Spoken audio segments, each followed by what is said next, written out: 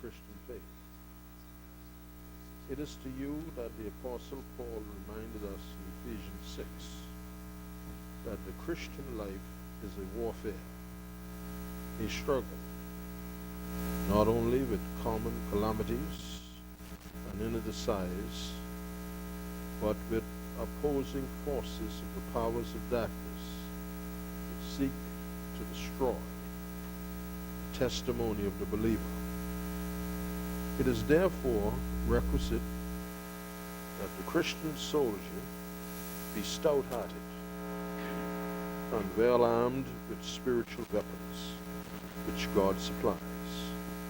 The sword of the Spirit and the access of prayer are weapons against which Satan is powerless. Key voices, Ephesians 6:11-12. Put on the full armor of God so that you stand against the devil's schemes, for our struggle is not against flesh and blood, but against the rulers, against authorities, against spiritual forces of evil in heavenly realms. George Duffield said, put on the gospel armor, each piece put on with prayer. Where duty calls or danger, be never wanting there. Shall we pray? Heavenly Father, we enter your gates with thanksgiving and into your courts with praise. We pray that our elected leaders would have a personal revelation of the Lord Jesus Christ, that they would put on and keep on the whole arm of God, that they may defeat the wiles of the devil whenever he comes with his temptations and schemes. We pray that they would recognize their own need to depend on God for knowledge, wisdom, and for the courage to do what is right. We pray that they would reject all counsel that violates righteousness and resist all pressure to violate their own conscience. We pray for wisdom for our Governor General, wisdom for our Prime Minister, Dr. Hubert Minnis, and wisdom also for his deputy, and also cabinet ministers. We pray for wisdom for members of Parliament in the governing party as well as members of Parliament in the opposition party.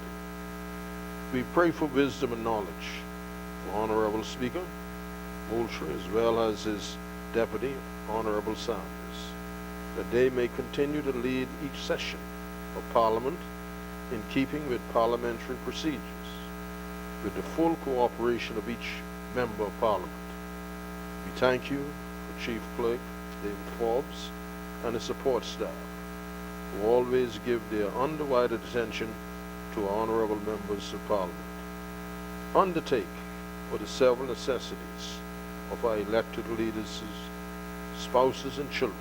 Finally, may everything today be done decently and in order, for we ask these and other favors in Jesus' name, who taught us to pray. Our Father, who art in heaven, hallowed be thy name, thy kingdom come, will be done. Give us this day our daily bread. Forgive us our trespasses. Forgive those who trespass against us. Lead us not into temptation, but deliver us from evil. Thine is the kingdom, honor, and glory, forever and ever.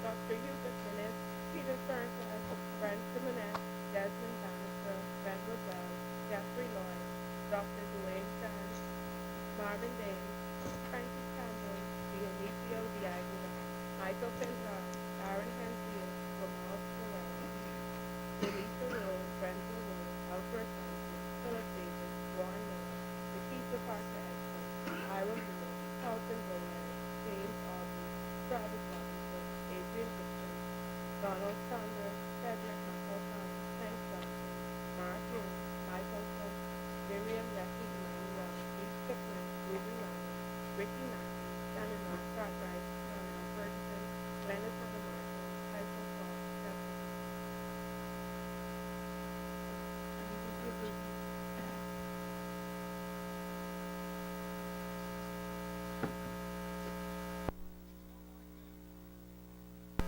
Good morning, honorable members. Now that the budget debate is over and the votes have been taken, the member for Nassau Village and Speaker wish to make his contribution. Now, there has been, over the past few weeks, much negative pervading our society with respect to the increase in VAT. And as the Member of Parliament for Nassau Village, while I am not permitted to participate in the debates, I have constituents who put questions to me. And this is what I respond when they ask me about VAT. Whether there was VAT before 2015 January 1st, when there was no VAT, whether the impact of VAT after the 1st of January 2015, and what will be the impact of VAT after the 1st of July 2018. And I respond this way: the Lord is my shepherd. I shall not want. No political organization or money-generating organization is your source. The Lord never required us or recommended us to have success without process. Something for nothing, or plenty for a little bit. The Lord requires of us hard work and industry. He maketh me to lie down in green pastures. He leadeth me beside the still waters. He restoreth my soul. He leadeth me in the paths of righteousness for his name's sake. Yea, no matter what the circumstances, yea, do I walk through the valley of the shadow of death, I will fear no evil, for thou art with me. Thy rod and thy staff comfort me. And I give this comfort to the people of Nassau Village, and by extension to the entire Commonwealth of the Bahamas. Thou preparest a table before me in the presence of my enemies. Thou anointed my head with oil, my cup runneth over. Surely, no matter what the circumstances, goodness and mercy shall follow me all the days of my life, and I will dwell in the house of the Lord forever. No member of Parliament, whether it be government or opposition, should be prophets of doom and gloom. No matter what the circumstances, you are called to represent and to uplift your people. No matter what the circumstances are, your words should be words of encouragement and an upliftment. And with that, I would like to conclude by saying this: blessed is the man who walketh not in the counsel of the ungodly, nor standeth in the way of sinners, nor sitteth in the seat of scornful. Let me tell you,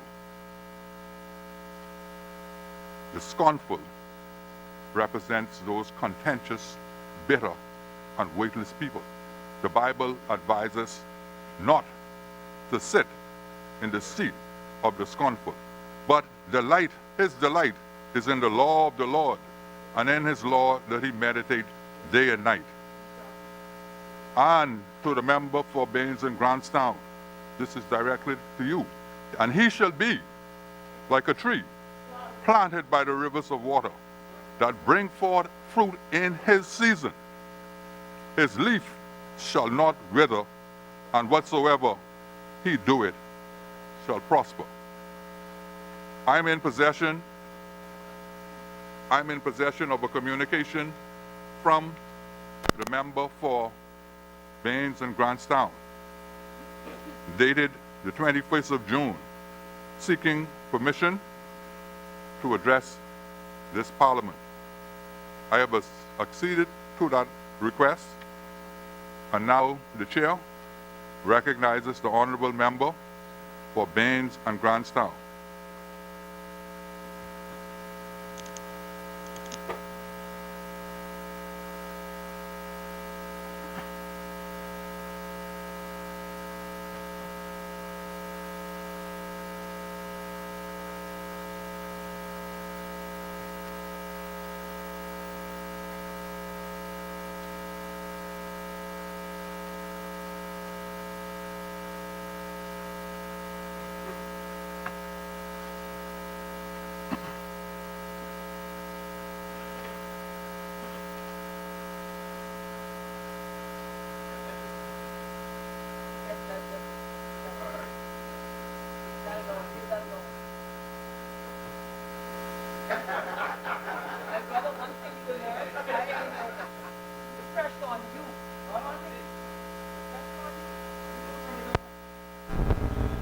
It is not on hatred, anger, or regret, but on principle, integrity, and godly morals that I rise on behalf of the industrious people of Baines and Grantstown. Mr. Speaker, I wish to take this opportunity to thank you for allowing me to address this honorable House this morning in a special communication. Amidst the high level of uncertainty, speculations, and discussions in the public domain, I wish to use this platform to properly address the events that led to my eventual termination as Parliamentary Secretary in the Ministry of Tourism and Aviation. My decision to vote against the increase in value-added tax in this place on Monday, June 18, led to my termination the following day, as prescribed by the Westminster system. Under this system, viewed by many as archaic and unsuitable, a parliamentary secretary is expected or required to publicly support the government's policy and action. And in keeping with the Manual of Cabinet and Ministry procedure, the Prime Minister was left with little choice but to terminate myself as Parliamentary Secretary, who did not fully support the 2018-2019 budget in its entirety. Mr. Speaker, I wish to emphatically state that the Prime Minister did what he thought was required of him, and I accept the fate on behalf of the people of Baines and Grantstown. Yet, like a tree that sway in the wind, it is without hesitation or animosity for this government and for the Prime Minister that the people of Baines and Grantstown offer our continued. In the days since my termination, I have had the opportunity to speak with the Prime Minister and assure him of the same. He has assured me of the government's continued commitment to the revitalization and rebirth of the over-the-hill communities and supporting initiative.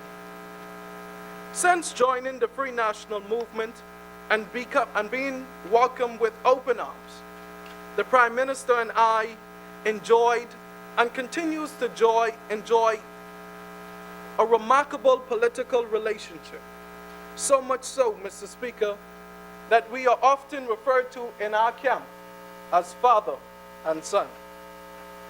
Mr. Speaker, I wish to extend my gratitude to the Prime Minister for the opportunity to serve in the capacity as Parliamentary Secretary for the Ministry of Tourism and Aviation. The experience has been invaluable, and through it, I have gained a great insight into the functions of the ministry and, by extension, the government. I appreciate the opportunity to learn the inner workings of the ministry, the work undertaken by the staff, and the need for effective communication and cohesion among and between legislators, policymakers, public officials, and civil servants. My appointment to the position certainly showed this administration's commitment to young people and the commitment to encourage young people to enter frontline politics with the understanding that they will be welcomed and respected for the skills, experience, and vision they already have and the potential they demonstrate in word and deed.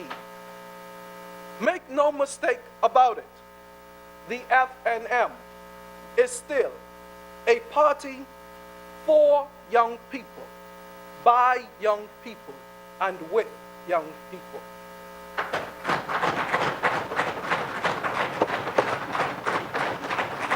During my tenure, I am happy to report that, among other things, that I was able to regularize vendors on Cabbage Beach and improve signage and security of manpower that was badly needed.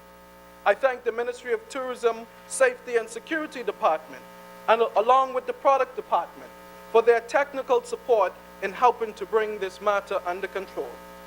I, along with the Minister of Tourism, was able to begin negotiations with various cruise companies to discuss the redevelopment of the Prince George Wharf and Festival Place to allow for a more welcoming and memorable experience for thousands of cruise ship visitors.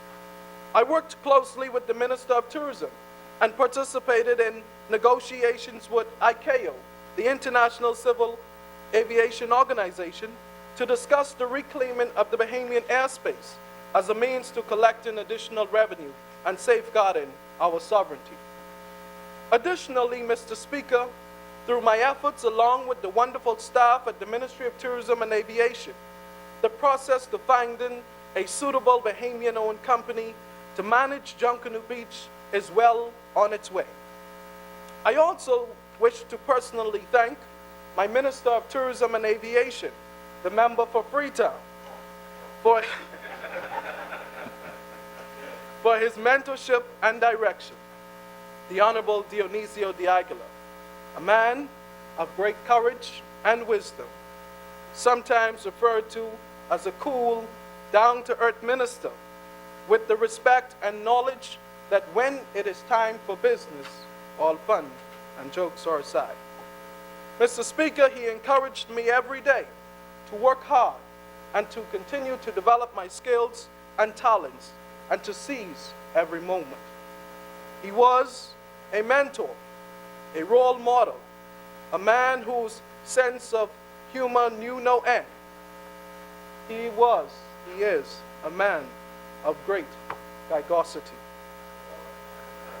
To the hard-working, knowledgeable, and passionate staff at the Ministry of Tourism, notably the Permanent Secretary, Mr. Charles Albury, Director General, Mistress Joy Jubileau, Deputy Director General, Tommy Thompson, along with the other members of the Senior Executive Team and Tourism Dream Team, especially Mistress Ann King, Ms. Clarice McQuay, and Trevor Strong.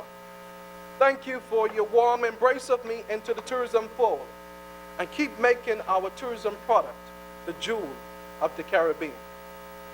Mr. Speaker, last week was an excellent example of the education and interaction that comes from the work in this honorable place and the dissection and of proceedings in both traditional media and new media. Many Bahamians learned more about the Westminster system in 1 week than they seemingly ever know. Many questions were raised, assumptions made, often shared as facts. So today, Mr. Speaker, I break my silence and offer clarification. It was not on a whim or on the base of misinformation, but after much consideration that I voted as I did on the budget and the bill to increase value-added tax. My reasoning explicitly stated in my contribution to the budget communication in the week prior. When I said to my constituents on the campaign trail, I will fight for you. I will go to bat for you. I will stand up and speak out for you.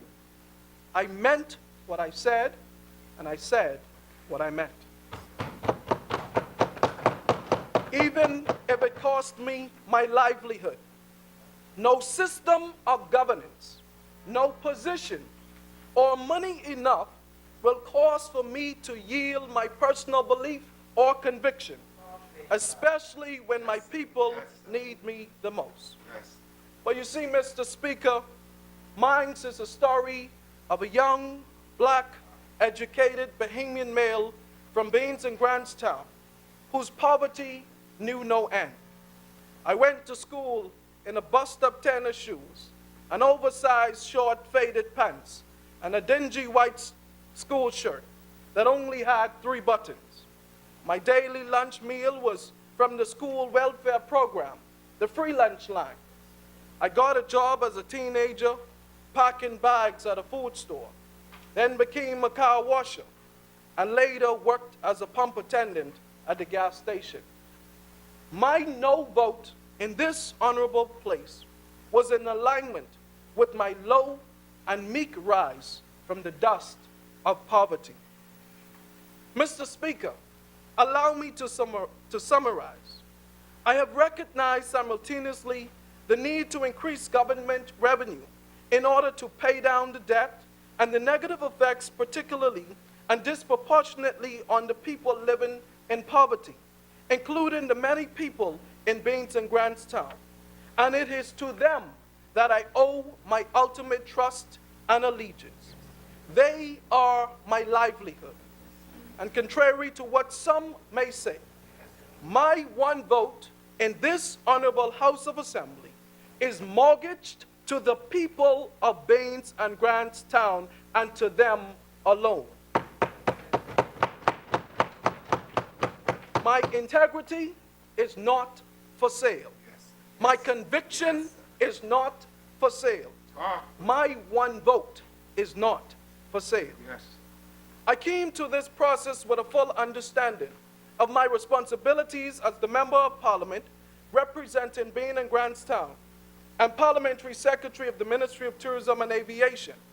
I understood from the beginning, Mr. Speaker, the potential for the conflict of interest between the two portfolios and the almost inevitable moment that would require departure from one in the interest of the other. To be clear, Mr. Speaker, I understood the consequences. I am willing to accept them, and I have. I stand proud as a representative for the people, fulfilling the promise to be their voice, to be their hope, to be their servant, whatever the cost. Difficult decisions are a part of the job, and acting with honesty and integrity frequently appears to result in a personal disadvantage.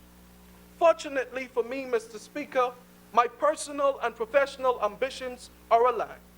I want to build a future for the Bahamas that we can all be proud of, one where the next generation can live in a country where democracy thrives, and honesty, respect, principles, and morals are the order of every day. And I want to do it with clean hands, a clear conscience, and consideration for and collaboration with my community, Baines and Grantstown. Mr. Speaker, I must express my gratitude to the Bahamian people who have continued to rally around me and supported me, whether by physical presence, prayer, messages of encouragement, or otherwise over the past few days.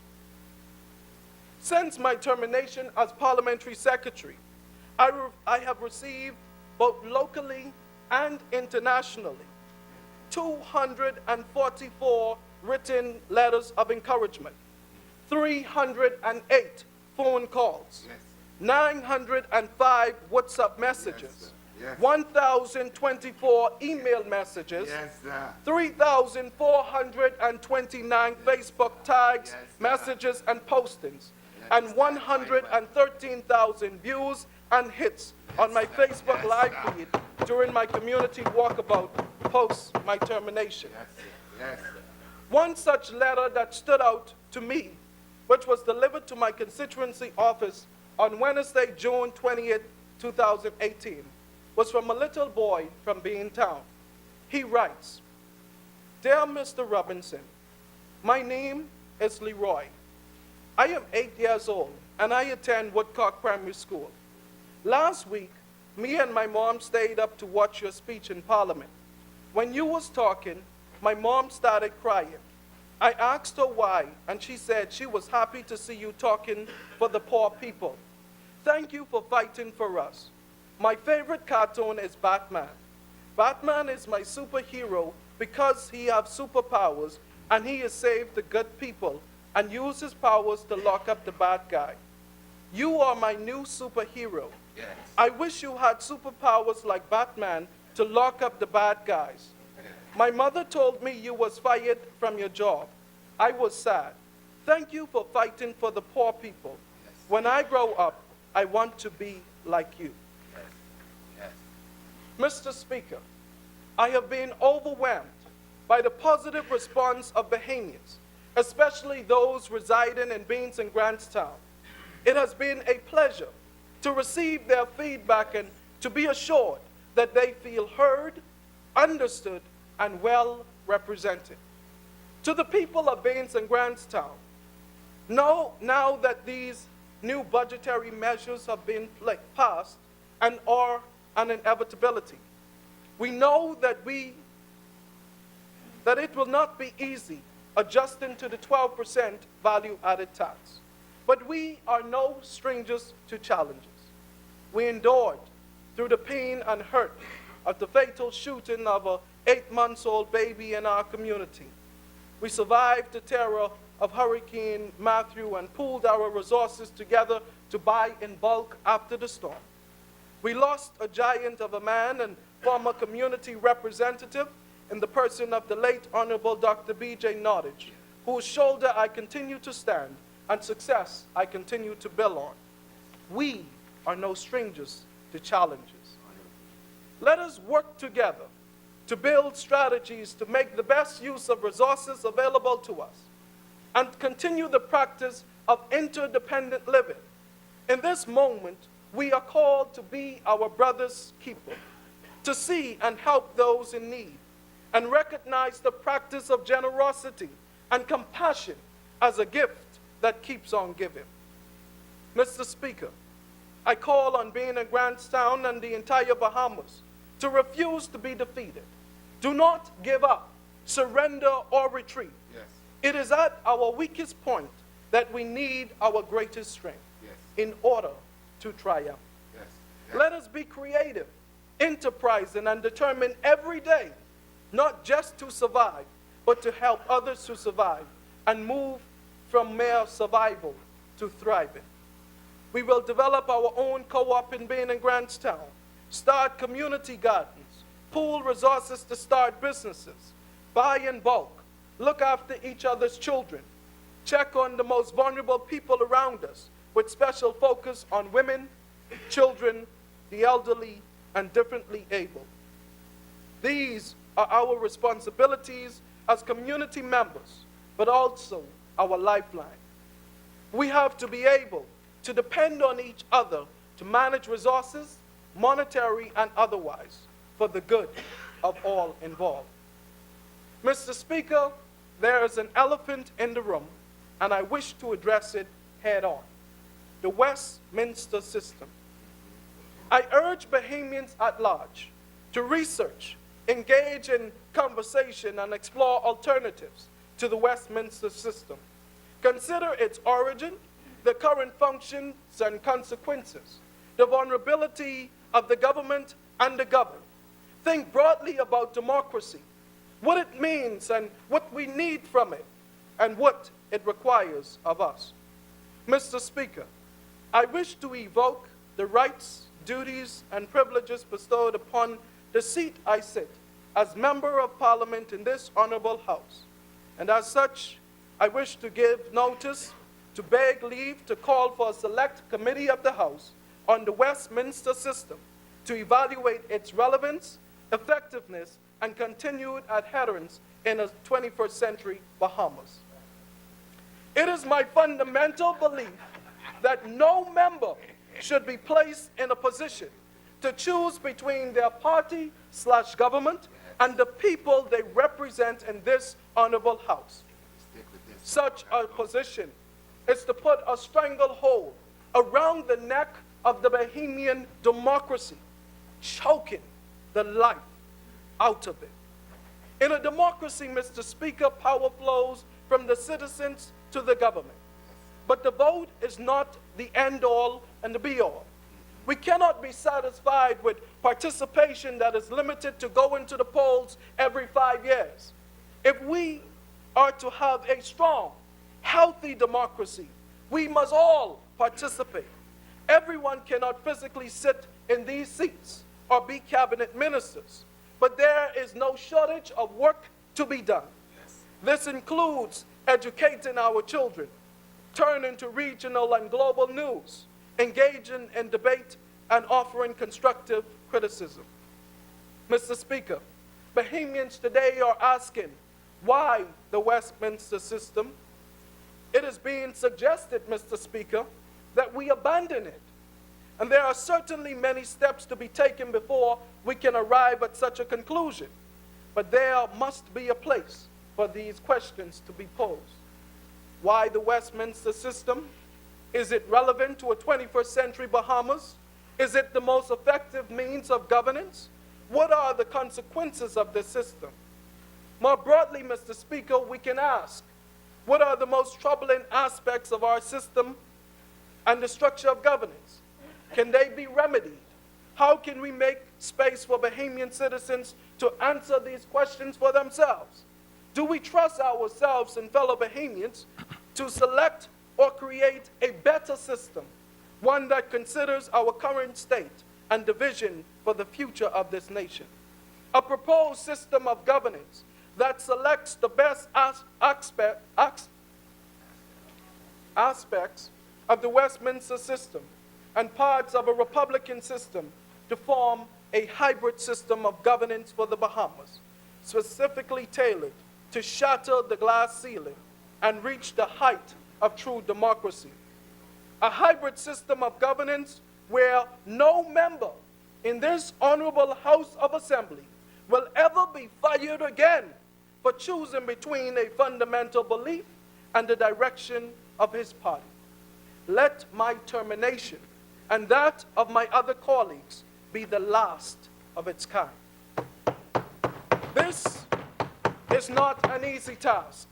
This cannot and will not be achieved in a day, a month, or maybe not even a term.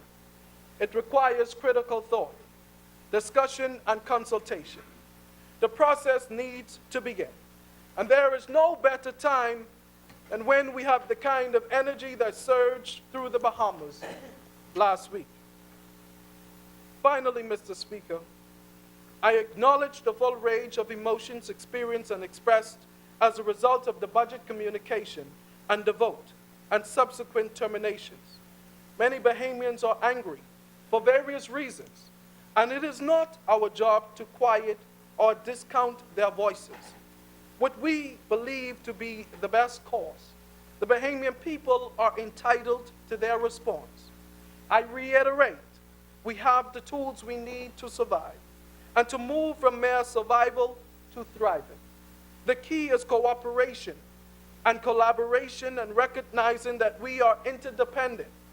While the increase in value-added tax is coming in a matter of days, people have noticed and acknowledged that things are being done differently. It is not business as usual. And I wish to applaud the Prime Minister in his recent efforts to travel to the Family Islands to conduct town meetings to explain the budget in its entirety, and I look forward to the town meeting in New Providence. There is no doubt that we are in a period of change, and what we must recognize is that change can be a very difficult and painful process. It is accompanied by the fear of the unknown and a departure from the comfortable and familiar. I admonish all Bahamians to embrace this period of change and transition. I encourage all people, even my fellow parliamentarians, to embrace these challenges, these changes, and weather the difficulties associated with them. Yes, Mr. Speaker, the people are angry. The source of that anger is fear. But let us be determined to transform that anger into burgeoning hope. We are a small country of mighty people with a great history that speaks to the resilient spirit of the Bahamian people. The Majority Rule Day, the Burma Road Riot, Black Tuesday, gold medal in the Sydney Olympics Games, the general strike, and the assurance of the fourth Prime Minister in an independent Bahamas. Our youth are passionate. Our communities are close-knit. Our future depends on us. It depends on us to resist the urge to relent, to give up, and to walk away. It depends on us to envision it, draw the map to it, and make the journey towards it together.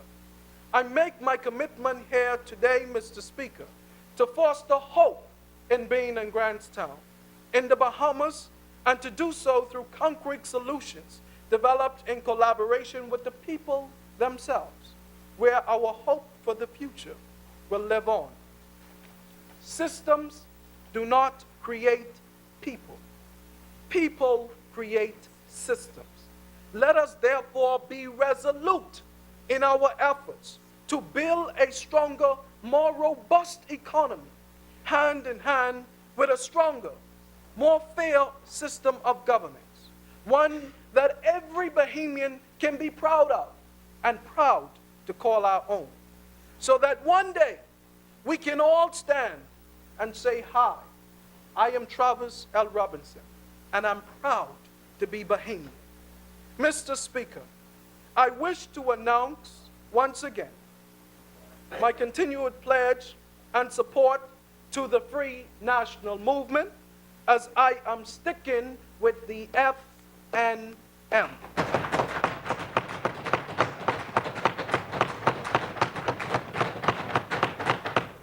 The government of the Bahamas, the Prime Minister of the Commonwealth of the Bahamas, and moreover, the people of Baines and Grantstown. Mr. Speaker, in closing, I wish to offer that one salient clarion call to my colleagues. Fired up? Ready to go. Fired up? Ready to go. God bless the Commonwealth of the Bahamas.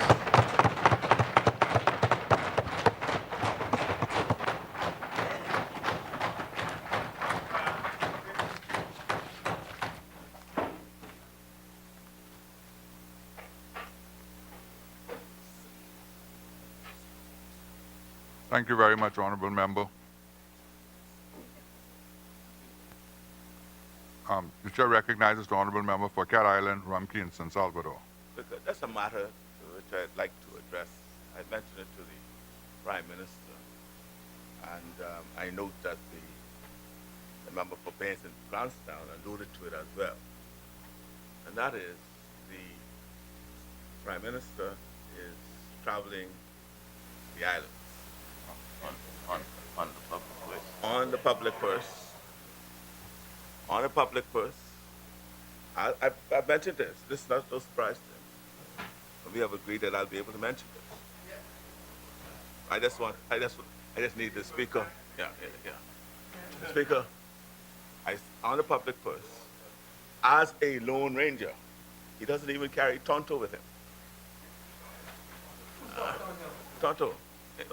You're a Lone Ranger in Tonto. Tonto, right? Speaker. Tonto's also. Oh, Kimosabe. No, Kemo Sabi is the Lone Ranger, because that's what Tonto calls him. Speaker, he travels, and it is said that this is a caravan to explain the budget, and more particularly, I guess, the impact of that. That's what he said under some hearing. Speaker, that is okay if he decided to do that. But just as when the referendum was being put, and there's a yes side and a no side, and no church side, right? We were able to fund both sides. Now there is another side to this budget and that, and I wondered whether the Prime Minister, right, in the what I call in his deepening of democracy. Well, no, we can't travel. No, we have agreed, Mr. Speaker. We have agreed that I cannot travel with him. He can't travel with me because we have two different viewpoints. And I want to ensure that the same resources could be made available to me as leader of the opposition to travel the islands,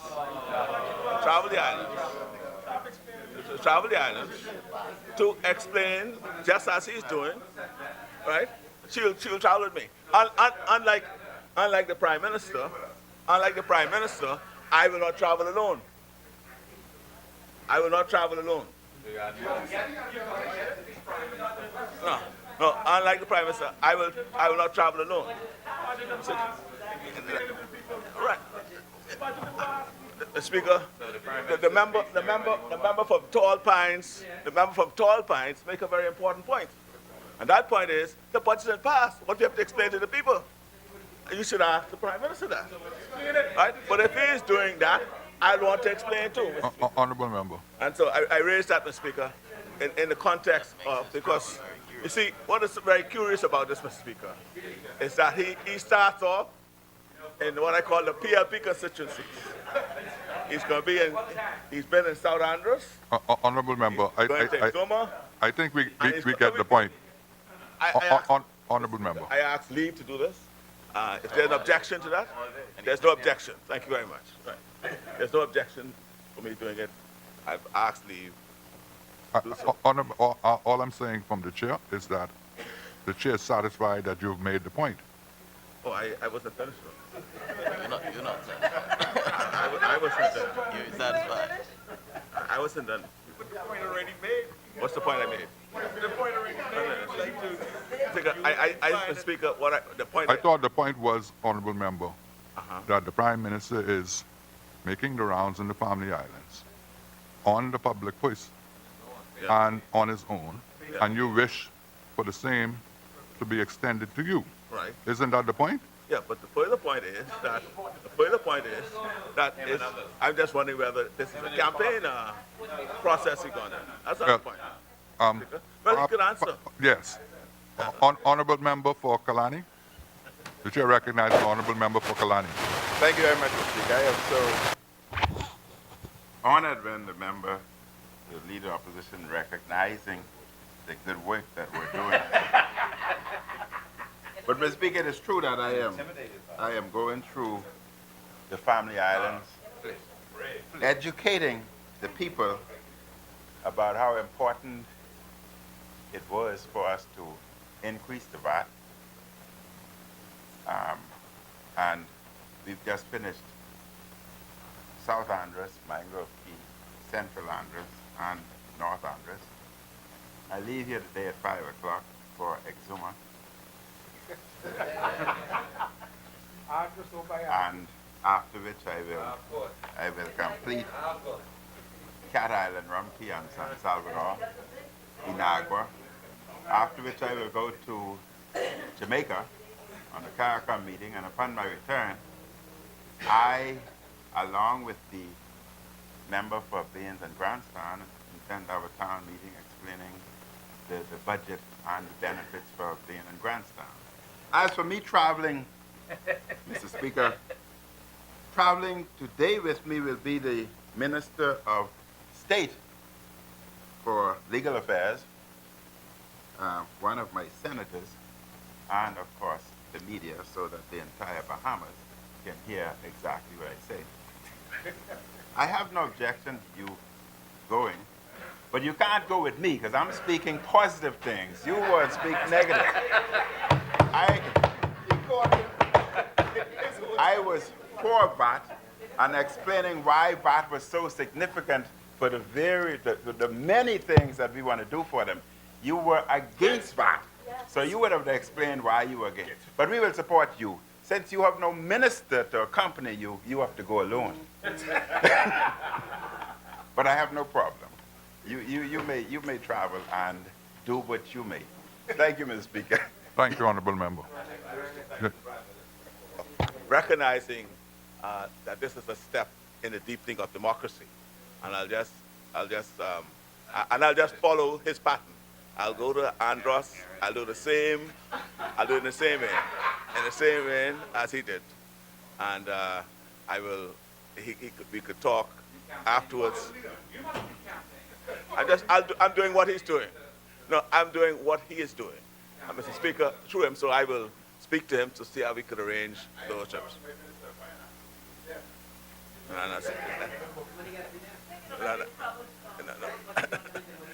that's not. That's not. All right, thank you, Mr. Speaker, and thank you. Thank you, honorable member.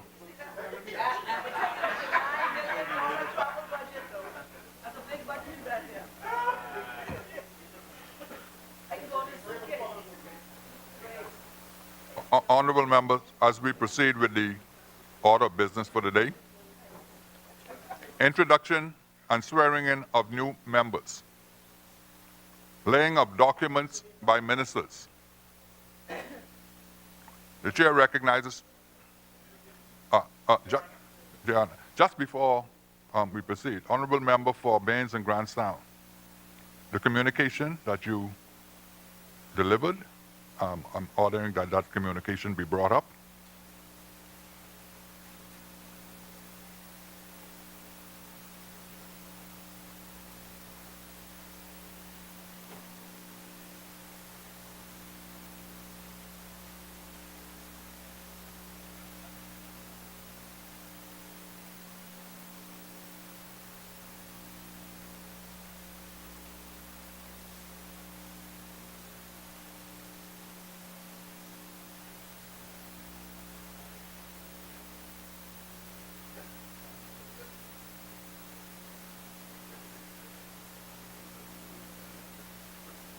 Order that the document do lie on the table.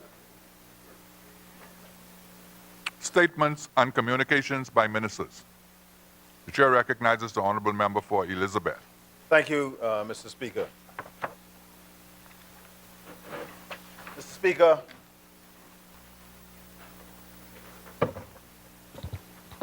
honorable members in this place would be aware that some 49 young Bahamians graduated from the University of the West Indies School of Medicine on Sunday, the 24th of June, 2018.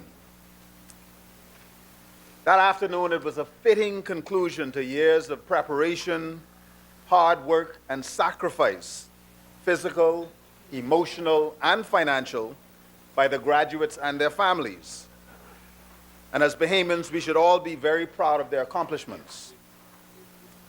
On Monday afternoon, 40 of the 49 successful students were offered training opportunities for an internship based at Princess Margaret Hospital. Honorable members, I'm hearing a lot of background noise. These 40 graduates, Mr. Speaker, were ranked based on an objective scoring system which included nationality, academic achievement, transcript review, performance in their final exam, whether they got honors, distinctions, or otherwise, any independent research, and the results of an interview performed by a panel of senior medical educators. While we have not yet offered employment to the other 9, my ministry has been actively engaged with our regional partners to identify accredited training programs. Mr. Speaker, internship, which is the first year of the medical apprenticeship after completion of the medical degree, is essential for the preparation and licensure of our medical graduates.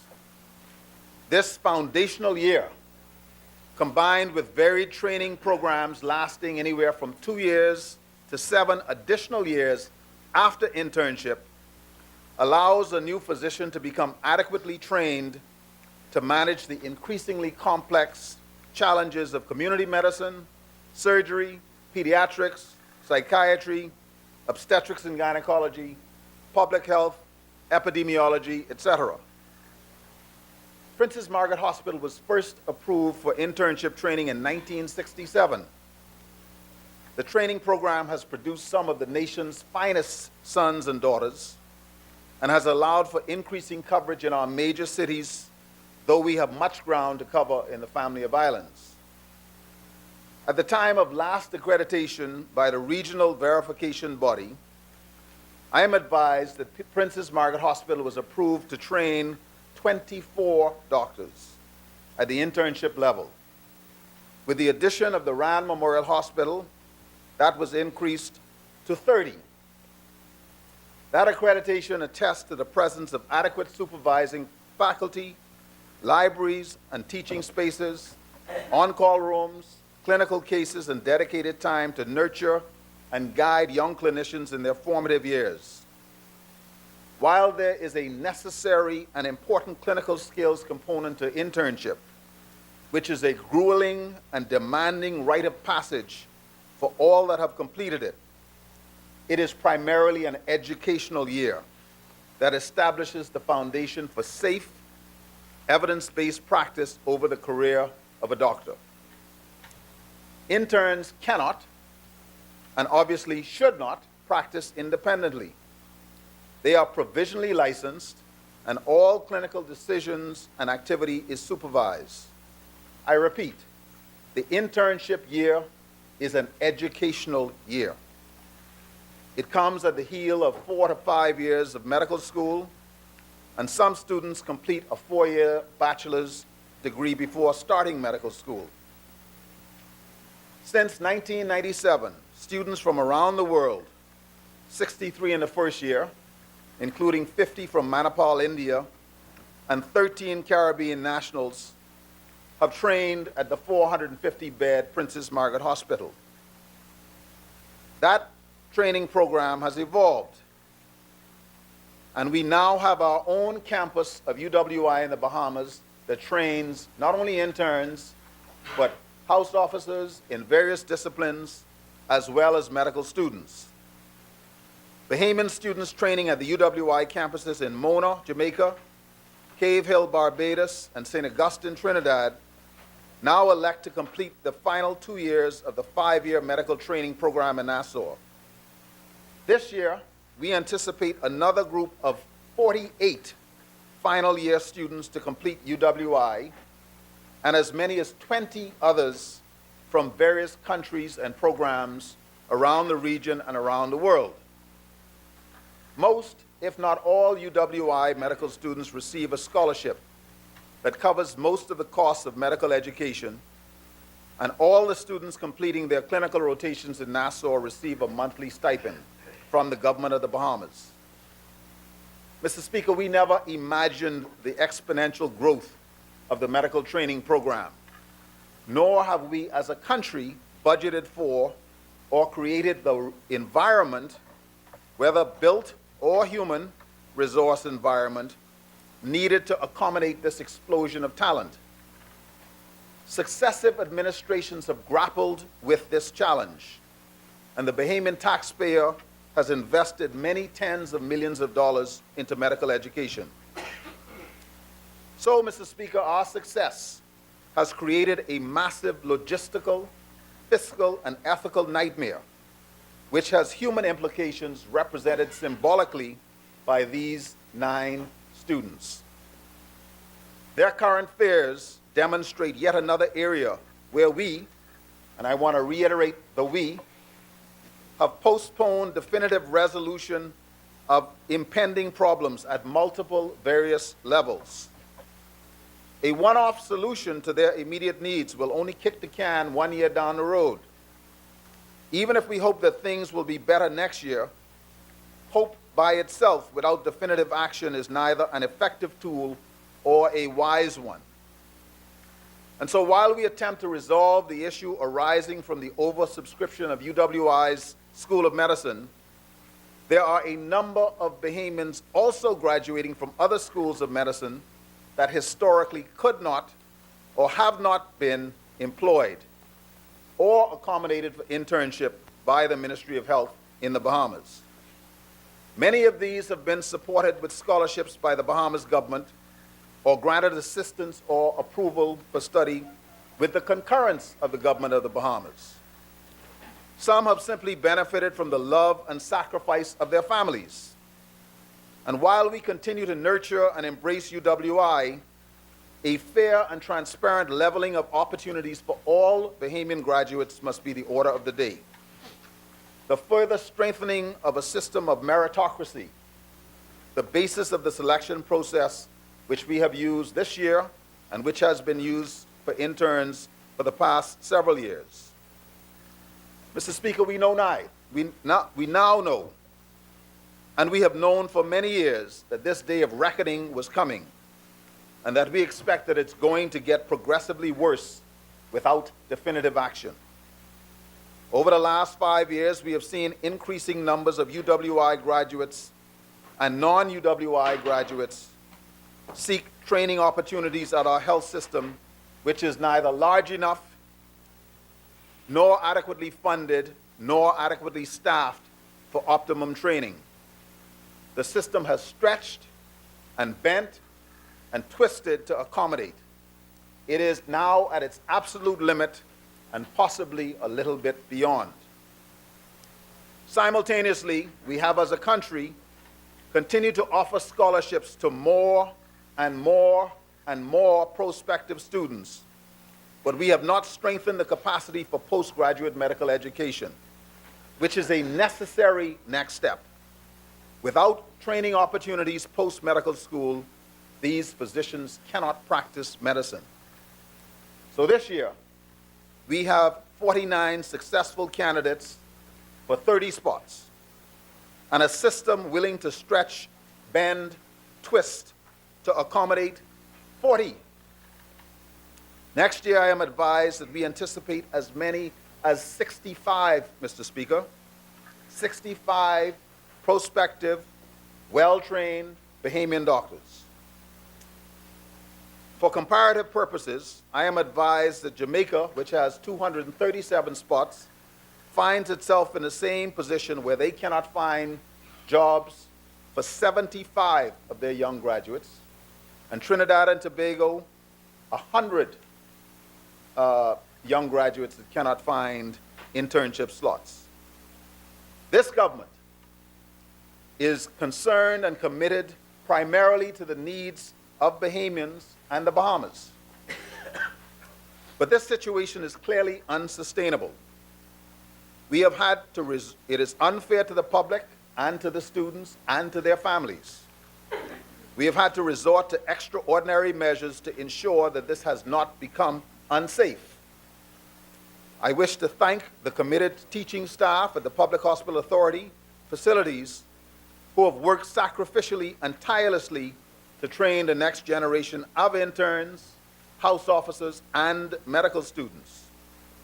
But to ensure that this issue does not present itself in the future, we are aiming over the next 2 years to reduce the internship number from 49 to 40 to 35, which would allow us to be in sync or in keeping with our initial arrangement with the university, and which will accommodate the need for national development.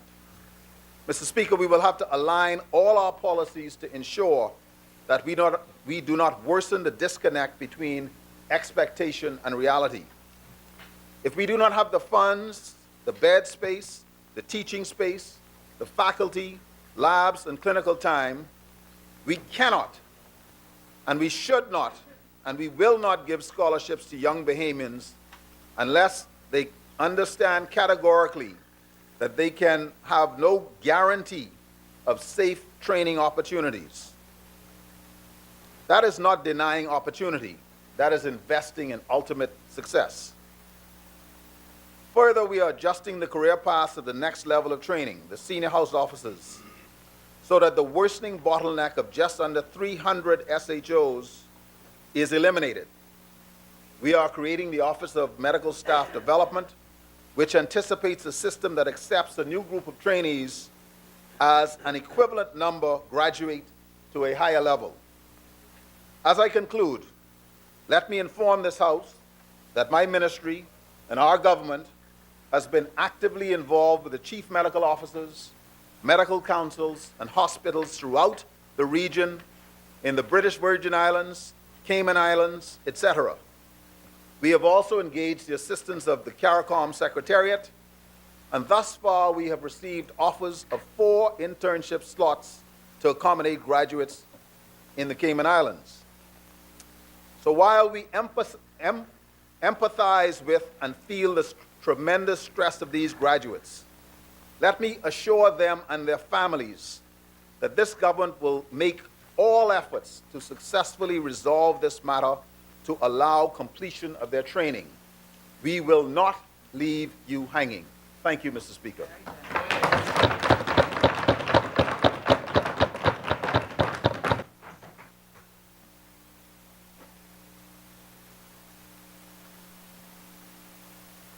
Further statements and communications by ministers.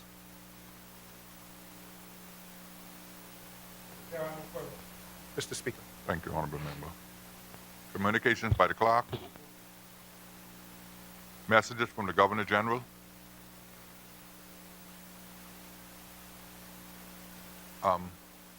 Honorable Member for Elizabeth, order that the communication be brought up.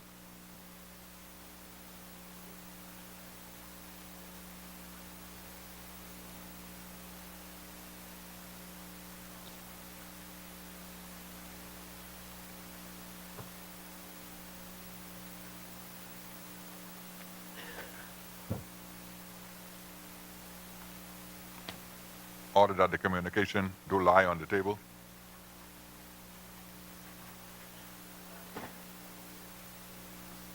Messages from the Governor General. Messages from the Senate. Motions for leave of absence, leave to resign seat, and new writs.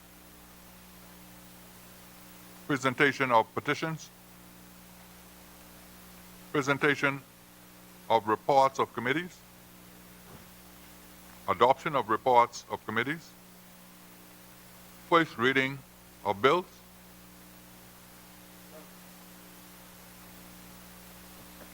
Second reading and committal of bills. Chair recognizes the honorable member for Mount Moriah.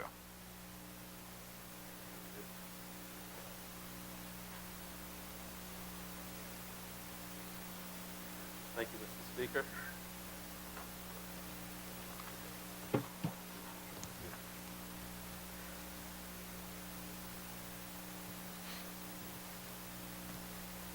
Thank you, Mr. Speaker. Mr. Speaker, it would be remiss of me if I failed to acknowledge and brief the contributions of the Honorable Member for Baines and Grantstown, and just to say that he ought to be commended for his impassioned remarks, and to be assured that we stand fully behind him as we seek, as a government, to deepen the cause of our democracy. We will grow together. That is the beauty of the Free National Movement, and by extension, this administration led by the Honorable Member for Kalani. Mr. Speaker, I rise here in this Honorable House with a heart full of thanks to the Almighty, to my wife and children, and to the great people of the Mount Moriah constituency for their unwavering support. I must also give special thanks to a team of individuals, especially Mr. Gregory Cooper, Sam Anderson, and the associations of Millennium Gardens, Stapleton Gardens, and Yellow Elder Gardens, and all of those who would have participated over the last few weeks in the Mount Moriah cleanup campaign to clear overgrown bushes, remove debris and derelict vehicles over the past few weeks. You have all done a tremendous job, and for this, we are eternally grateful to you. I would like to, Mr. Speaker, take this opportunity as well to recognize the hardworking law enforcement officers who remain on the front lines as they continue to protect our sovereignty. And simultaneously, I wish to thank the staff at the Ministry of National Security, the Parliamentary Registry Department for their continued commitment to service. Mr. Speaker, I stand here today in the presence of my honorable colleagues to make my contribution to the Anti-Terrorism Bill 2018, which repeals the Anti-Terrorism Act of 2004. The existing legislation was not comprehensive enough to meet the ever-evolving changes of terrorism and its associated activities within the 21st century. Now, almost 15 years later, we are enacting new legislation guided by model legislation for the region where there exists uniformity between all countries as it relates to their anti-terrorism legislations. We are cognizant of the fact that we are a part of a global environment, and as such, fight for humanity as demonstrated in the proposed legislation remains steadfast.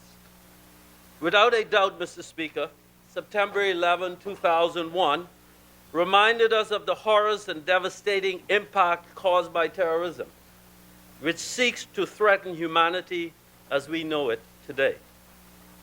This Anti-Terrorism Bill 2018 being debated today is a comprehensive, contemporary, and necessary piece of legislative framework to counter all forms of terrorist activities, including the targeting of all assets, financial and otherwise, that are related to terrorist activity.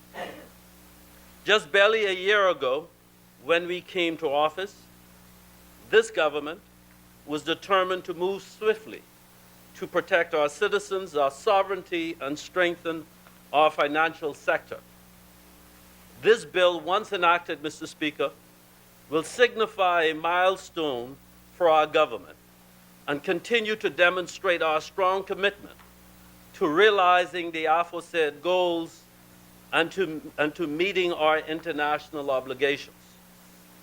Mr. Speaker, the Anti-Terrorism Bill 2018 is for an act to criminalize terrorism, the proliferation of weapons of mass destruction, the financing of terrorism, to provide for the detection, prevention, prosecution, conviction, and punishment of such activities, and the confiscation, forfeiture, and seizure of assets of those involved in such activities for related matters. Mr. Speaker, this bill strongly reinforces the fact that we in the Bahamas will not subject our nation or our citizens to any form of terrorism.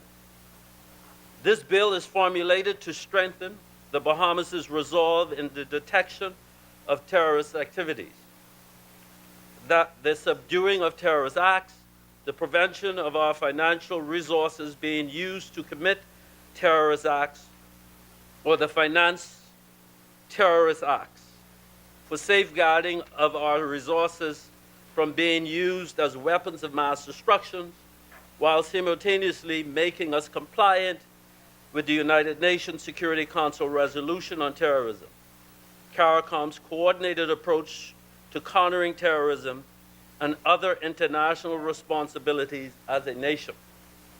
Mr. Speaker, we fully realize that we are not a country unto ourselves, And as a global player, we must be compliant in every aspect.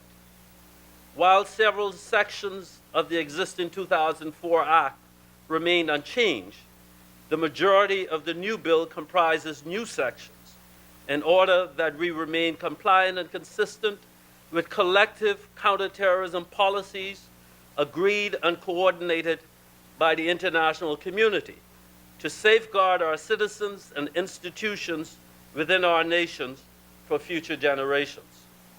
Mr. Speaker, in the title, The Final Report of the National Commission on Terrorist Attacks upon the United States, also called the 9/11 Commission Report released on July 22, 2004, it highlighted that 2 of the terrorists in the 9/11 attacks traveled to the Bahamas.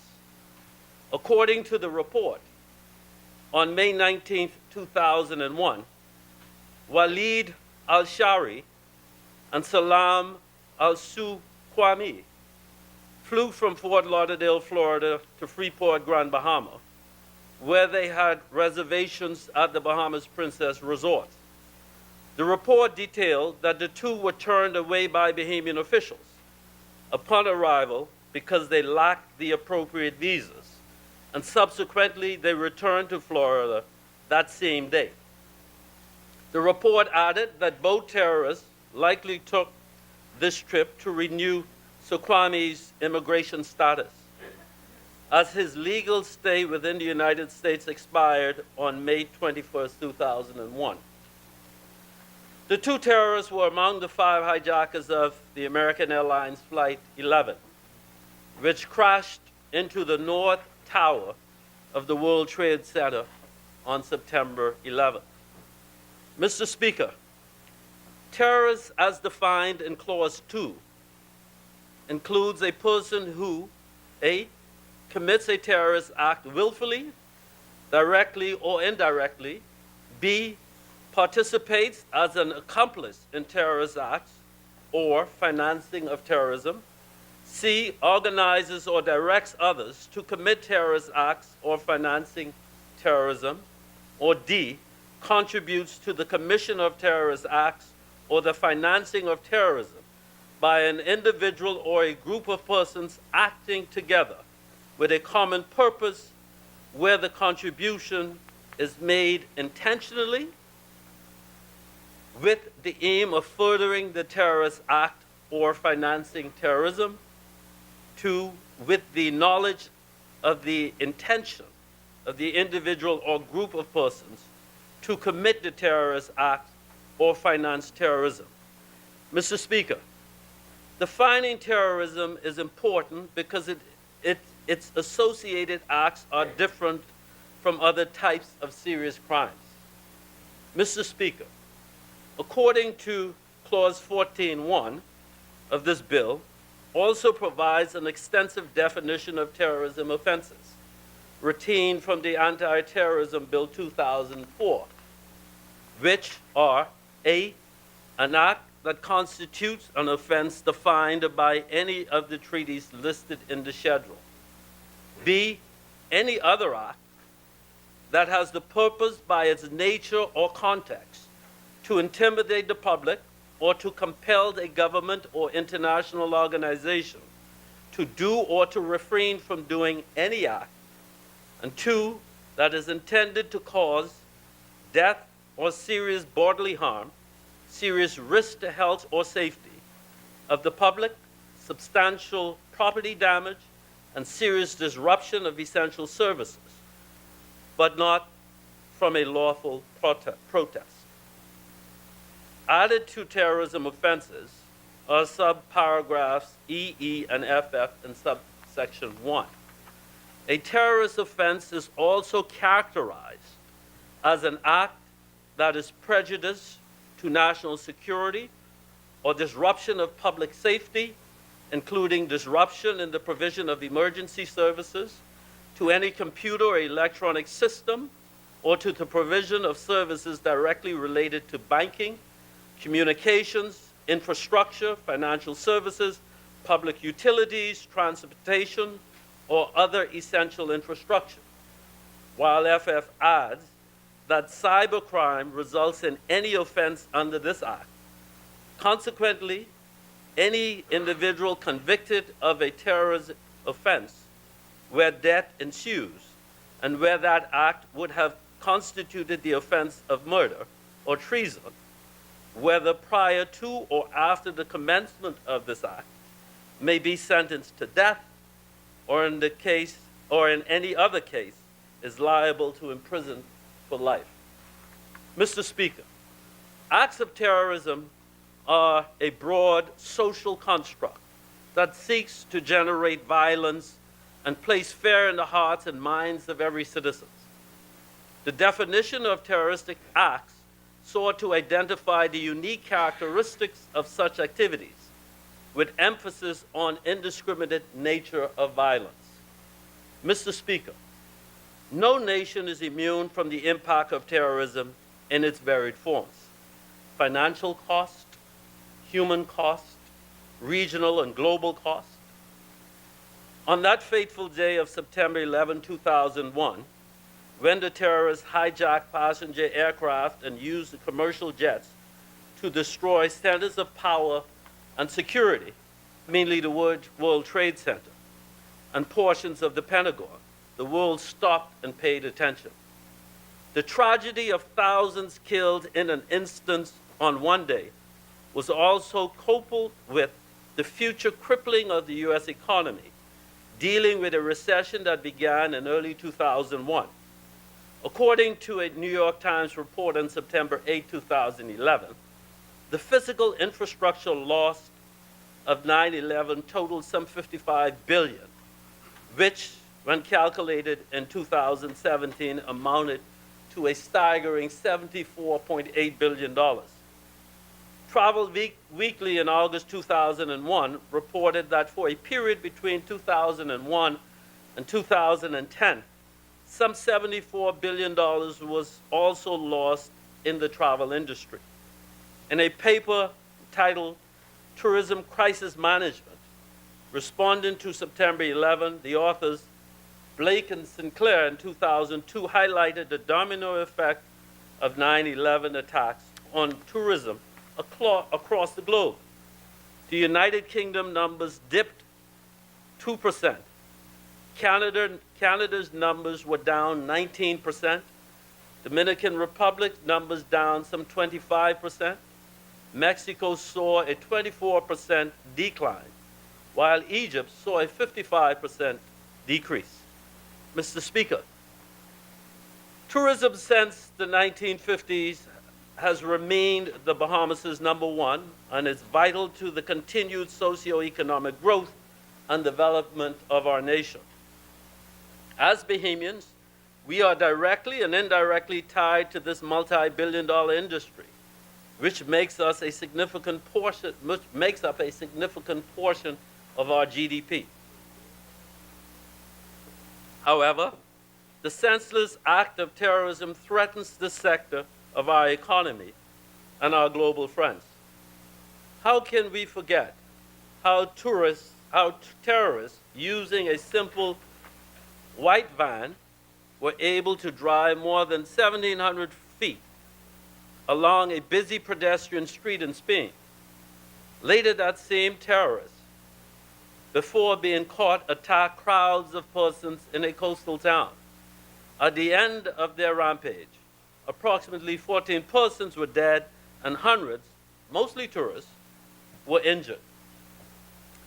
Bringing remarks at the 2016 High-Level Caribbean Forum, Mr. Tao Zhang, International Monetary Fund, Deputy Managing Director, highlighted that global banks were withdrawing from a number of Caribbean countries in an effort to stop money laundering and terrorist financing because of regulatory abuses, as some countries have gaps in their regulation frameworks on money transfers and deposits. As a country whose second industry is the financial sector, we do not want to ever find ourselves in the position where we're cut off from global financing because our legislation has gaps that make it easy for terrorist financing, money laundering, or the likes to occur. The negative impact would be an end to the financing trade and clearing the US dollar for denominated transactions, which presently underpins global commerce. Evidently, nothing in this world is any longer done in isolation. And while terrorists aim to cause both physical harm and financial ruin to economies, we must be prudent enough to target their assets while we suppress their activities. The implementation of this bill shows that the people's government is serious about securing all sectors of our society from terrorists and other criminal acts, while simultaneously meeting international standards. Mr. Speaker, this new bill in Clause 5 addresses weapons of mass destruction. While there is no single universally accepted definitions of weapons of mass destruction, the Bahamas has adopted the most common definition, which is any nuclear, radiological, chemical, and biological, or other weapons that is capable of killing or bringing significant harm to a large number of humans, or cause great damage to human-made structures.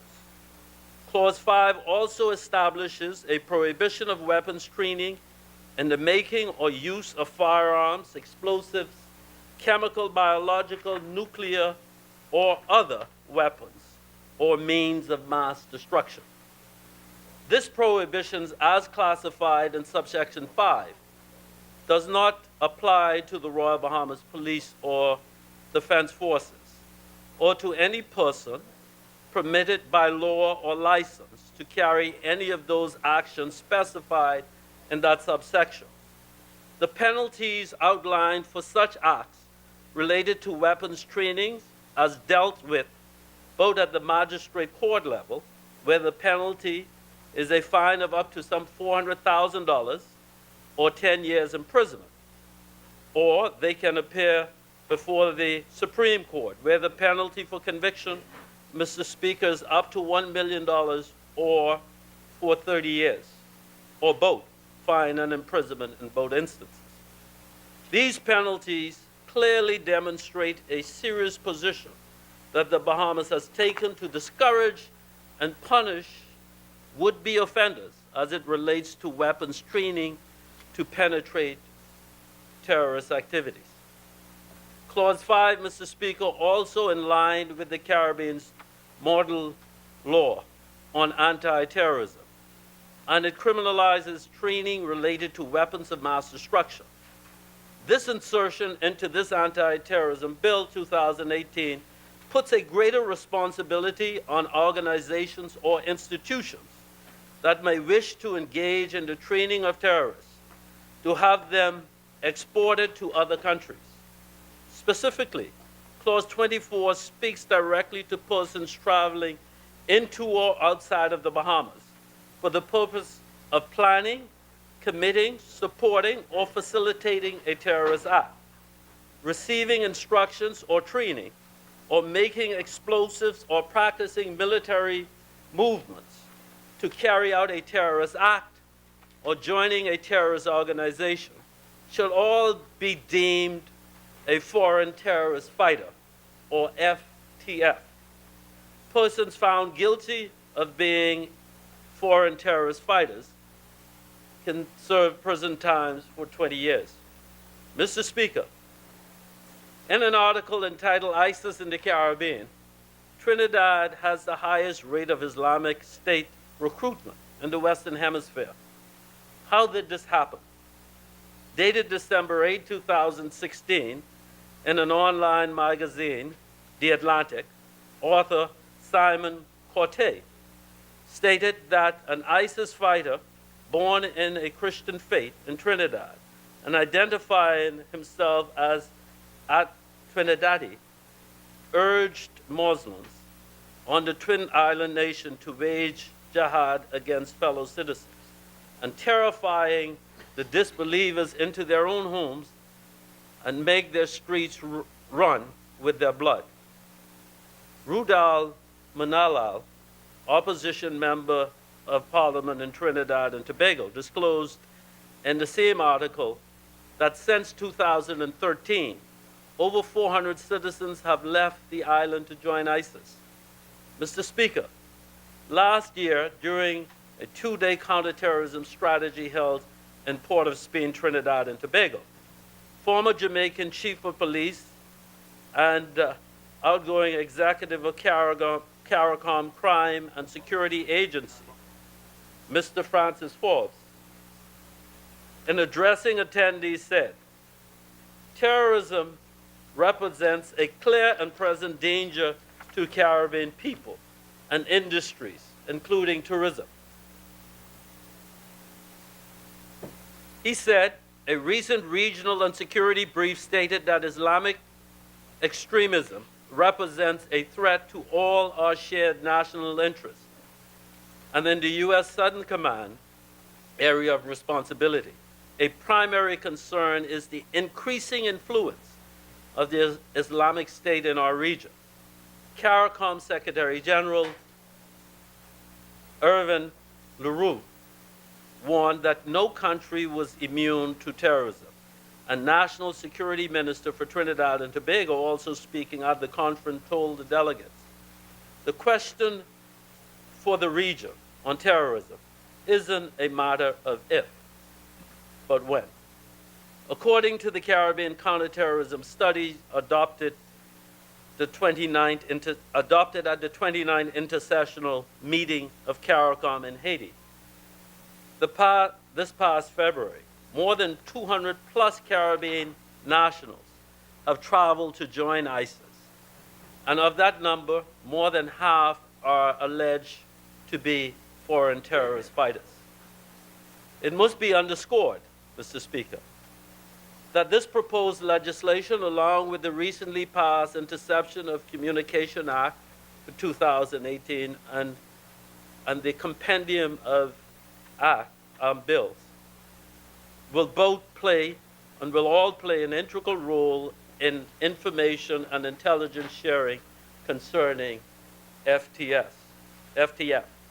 Mr. Speaker, the Caribbean Counterterrorism Studies adopted at CARICOM also seeks to help legislations passed in their respective parliaments by July 4th and to meet and review biannually to respond to the changing terrorism landscape.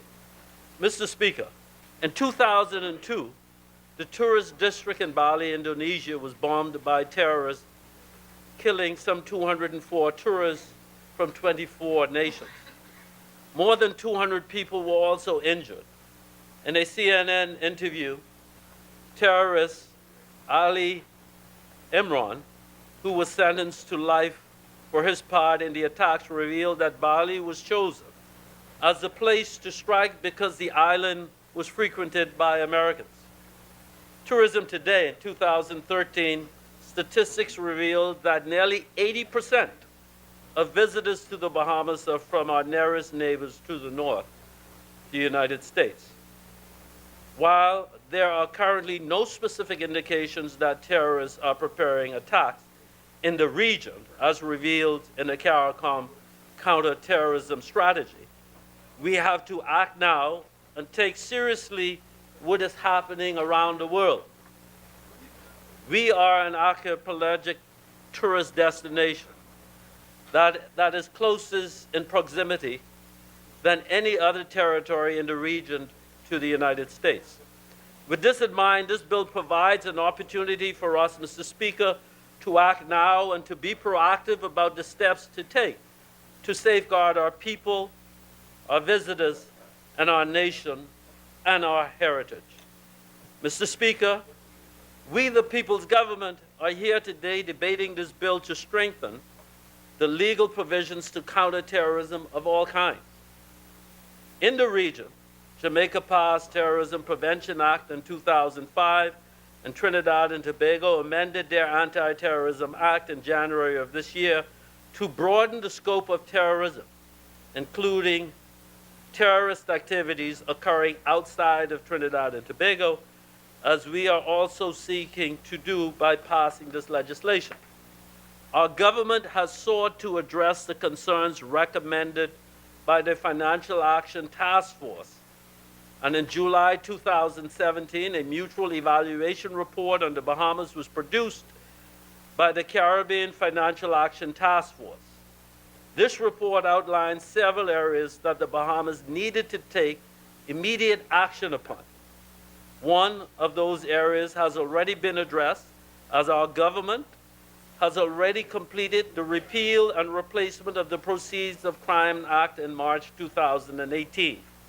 Mr. Speaker, I wish to outline the two recommendations from the CFATF that the Bahamas was rated as either non-compliant or partially compliant.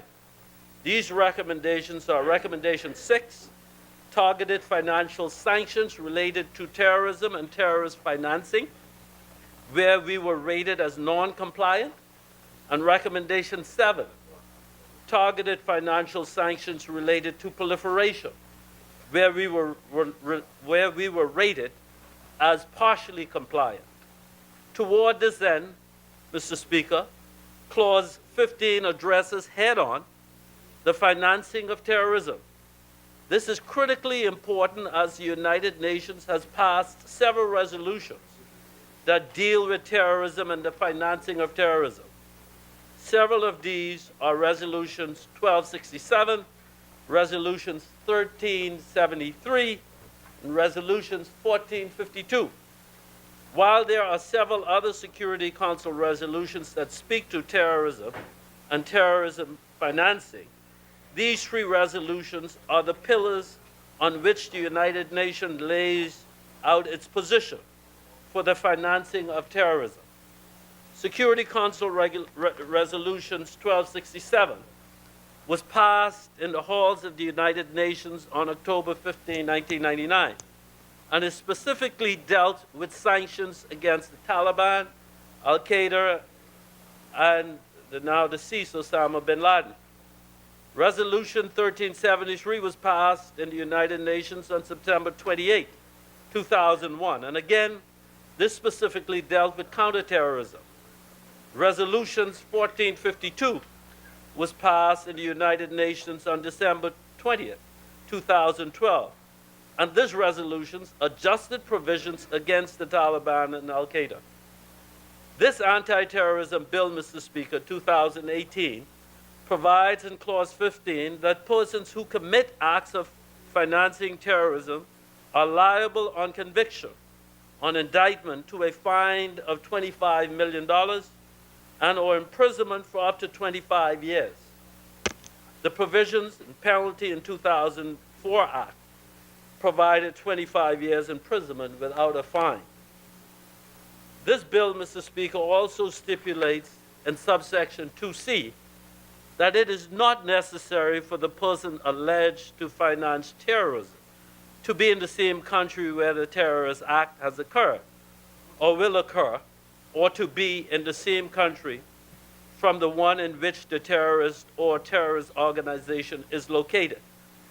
Subsection 4, Mr. Speaker, stipulates that a director or a person in charge of a legal entity who commits the offense of financing terrorism is liable on conviction to a fine of up to $25 million and to imprisonment for 25 years. This present act imposed a fine of up to $2 million with a prison sentence. Subsection 5 provides that where a body corporate or its director, manager, secretary, or other similar officer concerned with management and is convicted of an offense of financing terrorism, the court will have the power to revoke the business license, order the body corporate to be wound up, forfeit the assets and properties of the body corporate to the confiscated assets funds, and prohibit the body corporate from performing any further activities.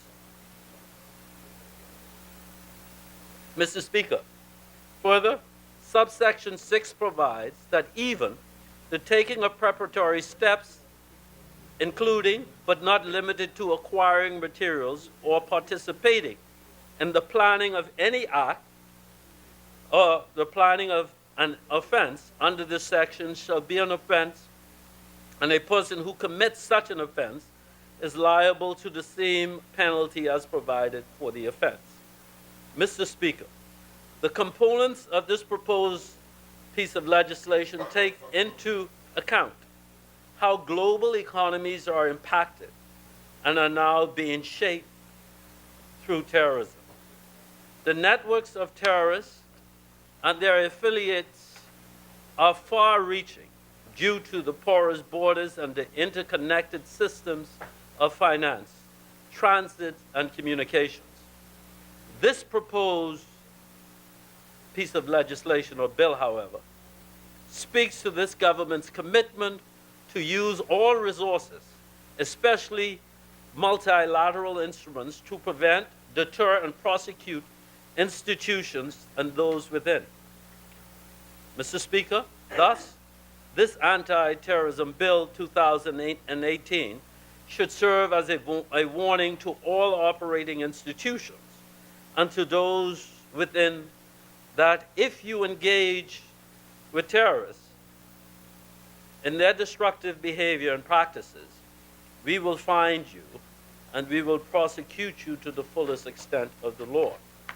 Mr. Speaker, turning to biological weapons, we all know that germs move freely without restrictions of borders. According to the Nuclear Threat Initiative, which designs biothreat reduction products, gram for gram, biological weapons are the deadliest weapons ever produced. Biological weapons, as defined in Clause 2(1), are any weapons, equipment for means of delivery designed to use biological agents or toxins for hostile purposes or an armed conflict. Clause 6 of the bill seeks to criminalize the development, production, stockpiling, acquisition, and retention of the following: biological agents or toxins of a type and in quantity that has no justification for prophylactic, protective, or peaceful purposes. Any weapon or equipment or means of delivery designed to use biological agents or toxins for harmful purposes or an armed conflict, and also prohibits the transfer or the making of an arrangements to transfer biological weapons. Biological agents defined in subsection 6 is any microbe including bacterium, virus, fungus, or any other microorganism, whether arising naturally or as a result of human manipulation. Toxin defined in subsection 7 denotes poisons derived from plants or animals, or one specifically produced from microorganisms and acts as antigens in the body. Mr. Speaker, while the Bahamas has not been affected by any biological weapons, our open borders are close proximity to the most powerful nation in the world. A recent article for Mail Online entitled "Biological Weapons of Mass Destruction," with the ability to spread deadly diseases like Ebola and Zika, could wipe out up to a fifth of the world's population. Author Emil Chan in 2016 reported that ex-NATO commander James Savadis compared the use of biological weapons as disturbing and that it could result in an epidemic comparable to the Spanish influenza, which killed some 50 million persons worldwide. Mr. Speaker, we live in a society where social media platform is often used to what Bahamians describes as playing a joke on someone. let me make it emphatically clear that terrorist acts are no joking matter. Authorities will spare no expense in finding those who engage in terrorist hoaxes of any form. According to Clause 32, a person commits an offense when the person places a substance or other thing in any place, or sends that substance or anything from one place to anywhere in the world, with the unsuspecting victim believing that the said substance possibly contains noxious, harmful or poisonous material, or is a lethal device or biological weapon. Mr. Speaker, any individual convicted of such a hoax can be in prison for up to 15 years and may be ordered by the courts, when sentenced, if imposed, to reimburse the victims of incurring expenses related to the incident and any emergency or investigating response to that conduct for those expenses.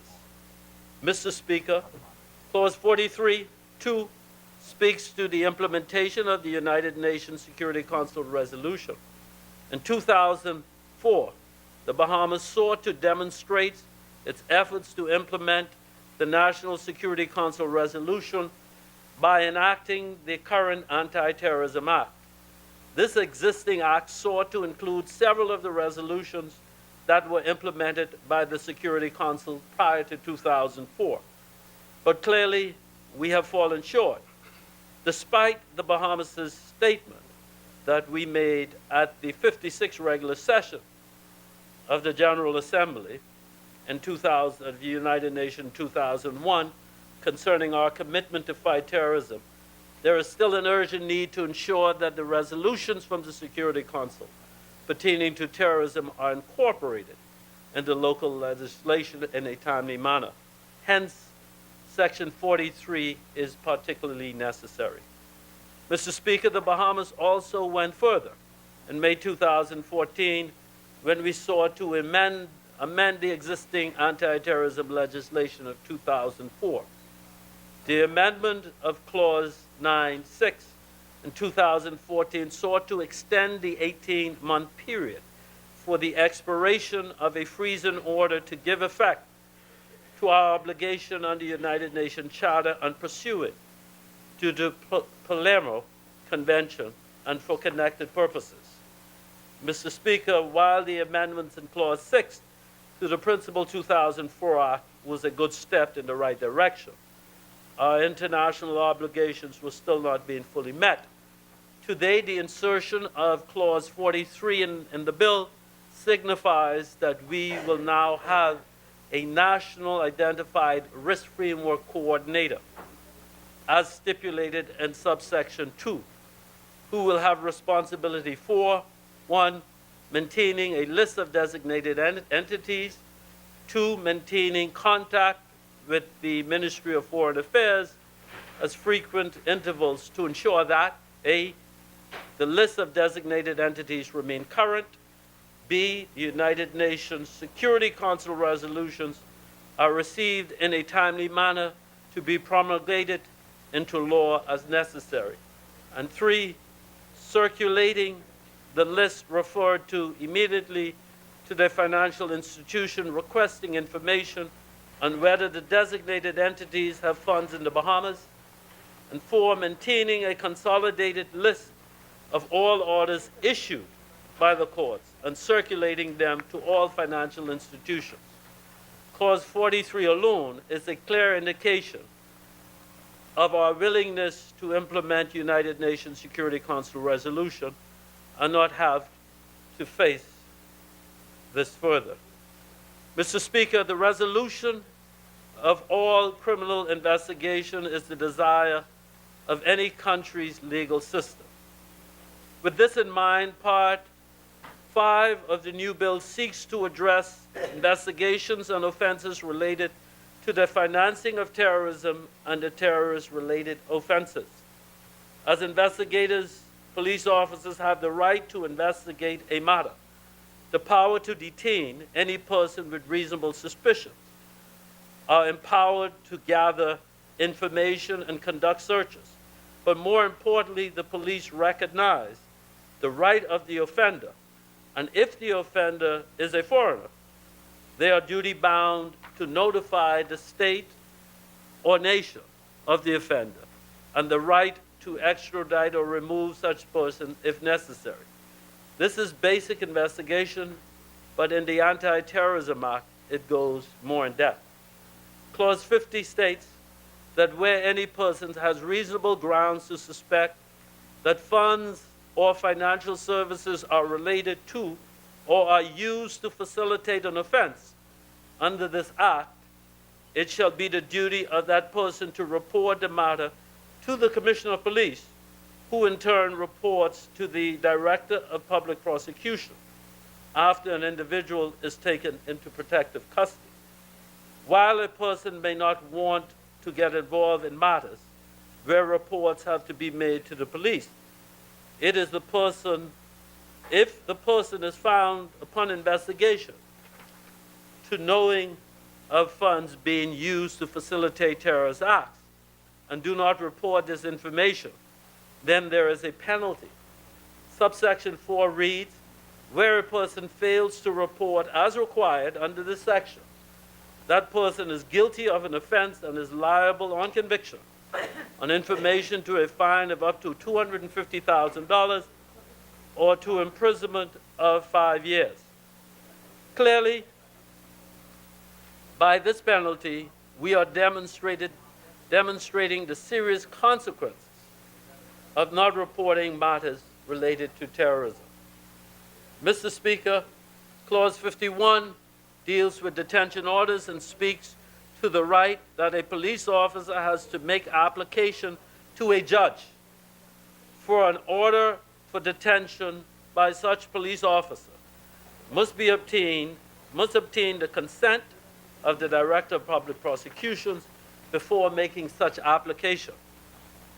The amount of time that the order from the judge can require an offender to be detained can range from 48 hours to 14 days, and then more reasonable as the investigation or cross-border offenses may take substantial time. Clause 52 outlines the procedures that may follow as a result of an order being made against an individual who is suspected of having information on terrorist activities. Mr. Speaker, the power to gather information details the process that must be followed by police during the course of their investigations. While the police have the right to apply for an ex parte order to a judge, the application cannot be made without first obtaining the consent from the Director of Public Prosecutions. Mr. Speaker, notwithstanding the seriousness of the offense or offenses that an accused may be suspected of committing, the rights of an accused person must always be protected. As such, Clause 54 specifies, Mr. Speaker, the rights of an offender who is being investigated for terrorist activities or terrorist financing.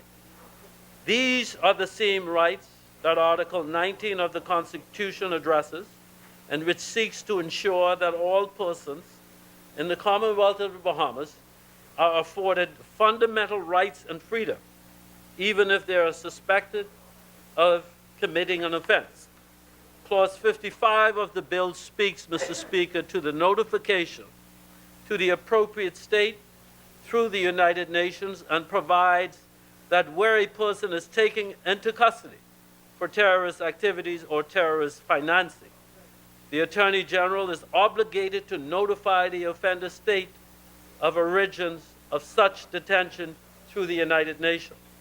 The Attorney General is also bound to notify the Secretary General of the final outcome of the proceedings surrounding Honorable members. persons.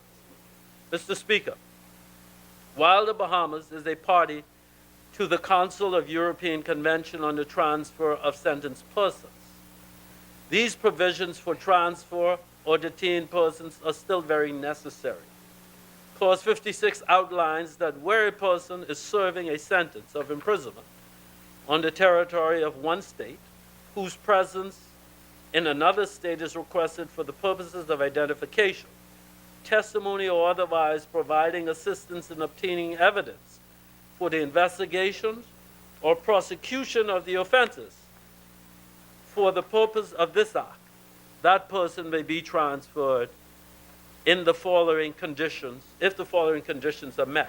1A, the person freely gives his informed consent, or B, where the person is not a Bahamian citizen and the competent authorities of both states agree, subject to such conditions as those states may deem appropriate. Mr. Speaker, terrorism undermines the very fabric of our existence and imposes serious threats to the security, stability, and peace of our nation. In fostering good governance, as demonstrated in this bill, this administration is taking the necessary steps to uphold our democracy and inalienable rights as citizens of this human race. Mr. Speaker, in closing, I give my overwhelming support to this Anti-Terrorism Bill 2018, which seeks to strengthen our resolve in detecting and preventing terrorist acts and the financing of terrorism. I thank you.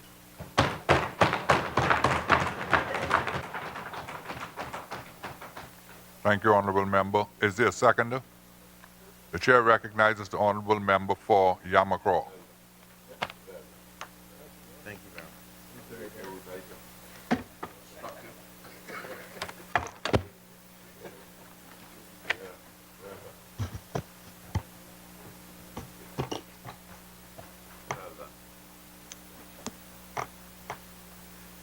Mr. Speaker,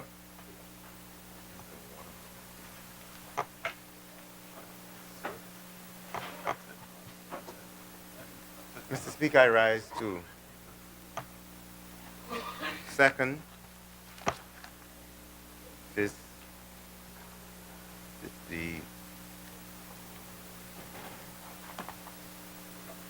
bill to enact the anti-terrorism bill. Mr. Speaker, before I proceed, I would just like to thank God, who's the author and finisher of my faith, for having me here today. I want to thank the good people of Yamacraw, and by extension the people of the Commonwealth of the Bahamas, for reposing their confidence in me to elect me to come to this place to represent them. I would like to also thank them for demonstrating their patriotism in the number of pre-Independence Day celebrations that we've done.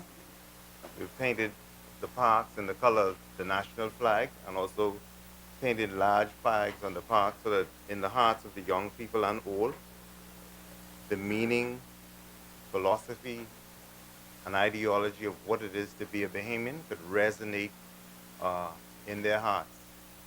We don't decry, and as a matter of fact, we encourage everybody within the Commonwealth of the Bahamas to celebrate their day and recognize their flag. But I think that we ought to do more in our social spaces to highlight what it is to us to be Bahamian. So I want to congratulate them as we go from park to park, playing Bahamian music, reminiscing on those great stalwarts of our societies who've given so much to us, and celebrating being Bahamian. Mr. Speaker, I'd also like to extend condolences to the family of Bishop Herbert W. Forbes, who passed away recently. And again, Mr. Speaker, I would like to thank them because I had the opportunity to truly it's nothing like going to a funeral service, and it's actually a celebration. And so, in the normal run of things, sometimes everybody's sad because departing, like Shakespeare said, is bittersweet. But to go to a funeral service where they're singing nice songs, the children are talking about mom or dad, and in this case about dad, but how we train them. And one of the things they said and highlighted about Mr. Forbes was his work ethic. And to hear that gentleman who came from Turks and Caicos saying to their children, if they are not prepared to commit themselves to honest, hard work, there will be nothing. Because he realized that you have to get your hand into it. And you have to have some commitment to yourself and your country if you're going to build anything. And he's raised a beautiful family and left a lovely legacy for us to celebrate. And so I enjoyed that, Mr. Speaker. Mr. Speaker, I would also like to thank my wife and my children for their continued support as I go through this journey of service. And so I'd just like to recognize them today. Mr. Speaker, before I go into the anti-terrorism bill of 2018, I got up this morning and I normally do take an excursion of the different news channels to find out what's happening around the world. I didn't sleep very much because I was trying to prepare for this. But just to find out, and then I saw where the U.S. Supreme Court and Justice John G. Roberts, Jr., writing the majority decision relating to President Trump's travel ban. I'm not going to say whether or not it's right or wrong, but we all know that President Trump had some concerns about persons traveling from different jurisdictions and whether or not there is a possible threat that may emanate or that may result to their homeland in America. And as I did my research, the name of Timothy McVeigh, and remember the Oklahoma bombing, where, and you could call that homegrown terrorism. And the reason why I say this, Mr. Speaker, because at the end of the scenarios I will give, I will say to the persons who are watching that what this act intends to do. And so Timothy McVeigh was a homegrown terrorist in the U.S. who just planted a bomb next to a building and just destroyed it. Places like Kenya, Algeria, Syria, we could all remember the atrocities that occurred in those countries. And nobody can forget 9/11. And 9/11 gripped the world, Mr. Speaker, because for a moment, the stock exchange almost collapsed. Planes that were en route to the U.S. were turned around. Planes that were on the ground had to stay on the ground. And so the Americans shut down their ports of entry and exit.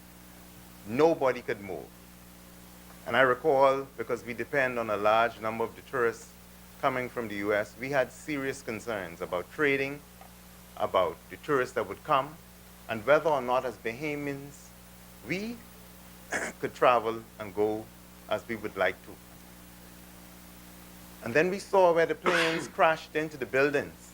And the reason why I highlight this, because in the act, it speaks to instrumentalities for terrorism, how you can use certain products to execute an act of terrorism. You saw those planes, those men took charge of, and they crashed them.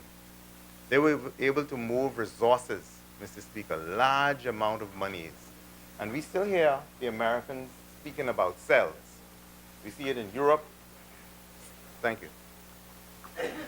And we see it all over the place where they now speak about cells, terrorism cells.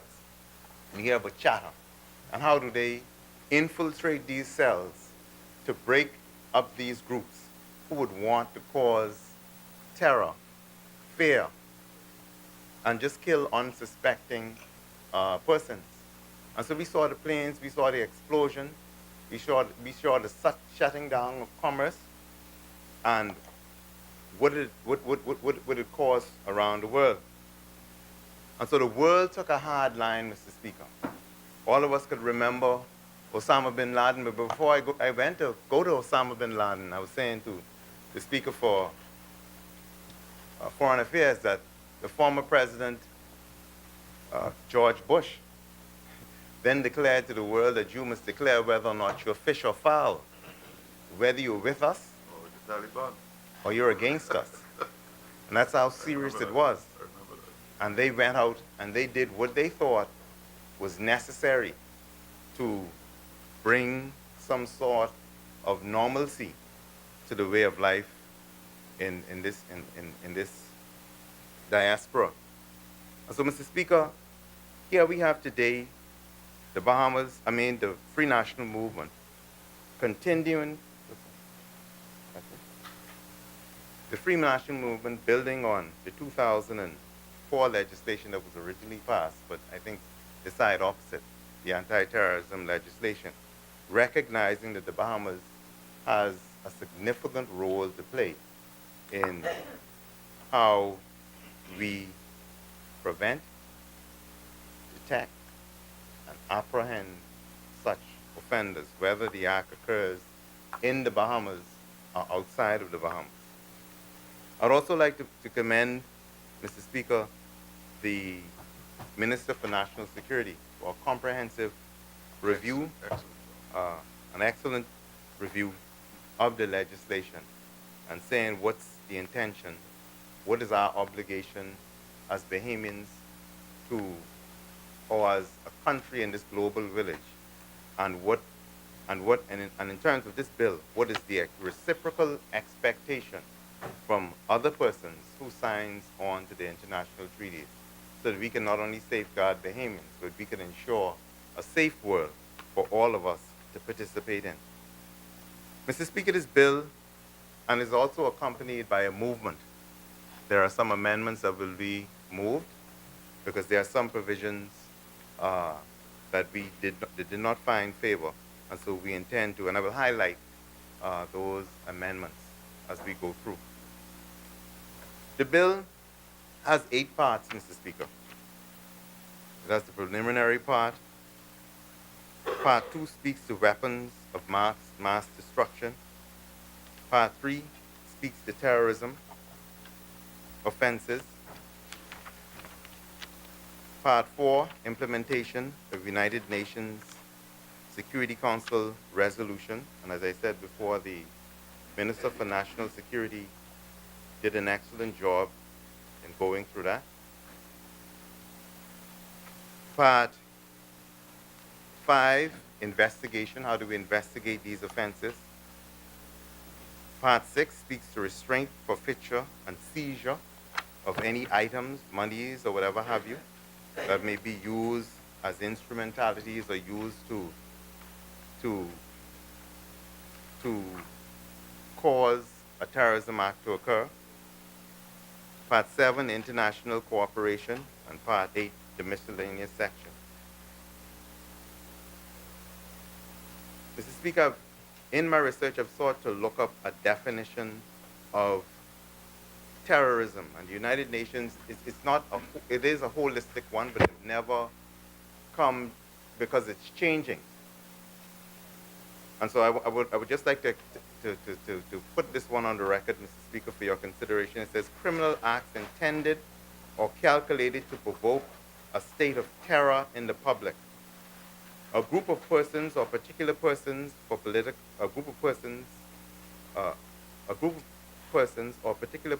for political purposes are in any circumstances they are unjustified, whether the consideration of a political, philosophical, ideological, racial, ethnic, religious, or any other nature that may be invoked to justify them.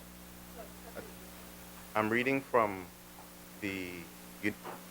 since the United Nations, a document by the United Nations, I can give it to you. Ma'am? Thank you. Okay. And so it just highlights, and one of the things the definition highlights is that there's no excuse for terrorism. Mr. Speaker, you want to say? I will now go through the act, and as I said, I will highlight the amendments. There's the short title, Mr. Speaker. There's the interpretation section that looks at biological weapons, bearer negotiables and instruments. It looks at charters or the conventions. And I will highlight specific ones, Mr. Speaker. Designation, and I think this is good as I go through. It says means the identification of a person or entity that is subject to target financial sanctions pursuant to, and then it goes to the UN conventions. The enforcement authority, and I would like to just identify who are the persons in the enforcement authority. Enforcement authority means in relations to domestic proceedings, the Director of Public Prosecutions, and any persons authorized by the Director of Public Prosecutions. Proceedings undertaken in response to an international request to the competent authority, the Attorney General, or any person designated by him to act in those proceedings.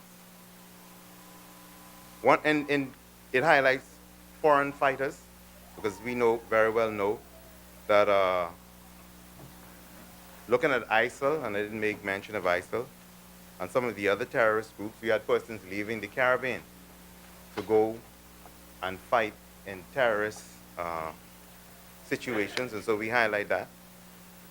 There's a definition of funds. I want to pay particular attention to the subject of legal privilege. And it says legal privilege means communications between a counsel and an attorney and his client made in connection with the giving of legal advice to his client. And so the Act seeks to protect legal privilege, Mr. Speaker, so that persons can still have audience and counsel with their counsel as outlined by the Constitution.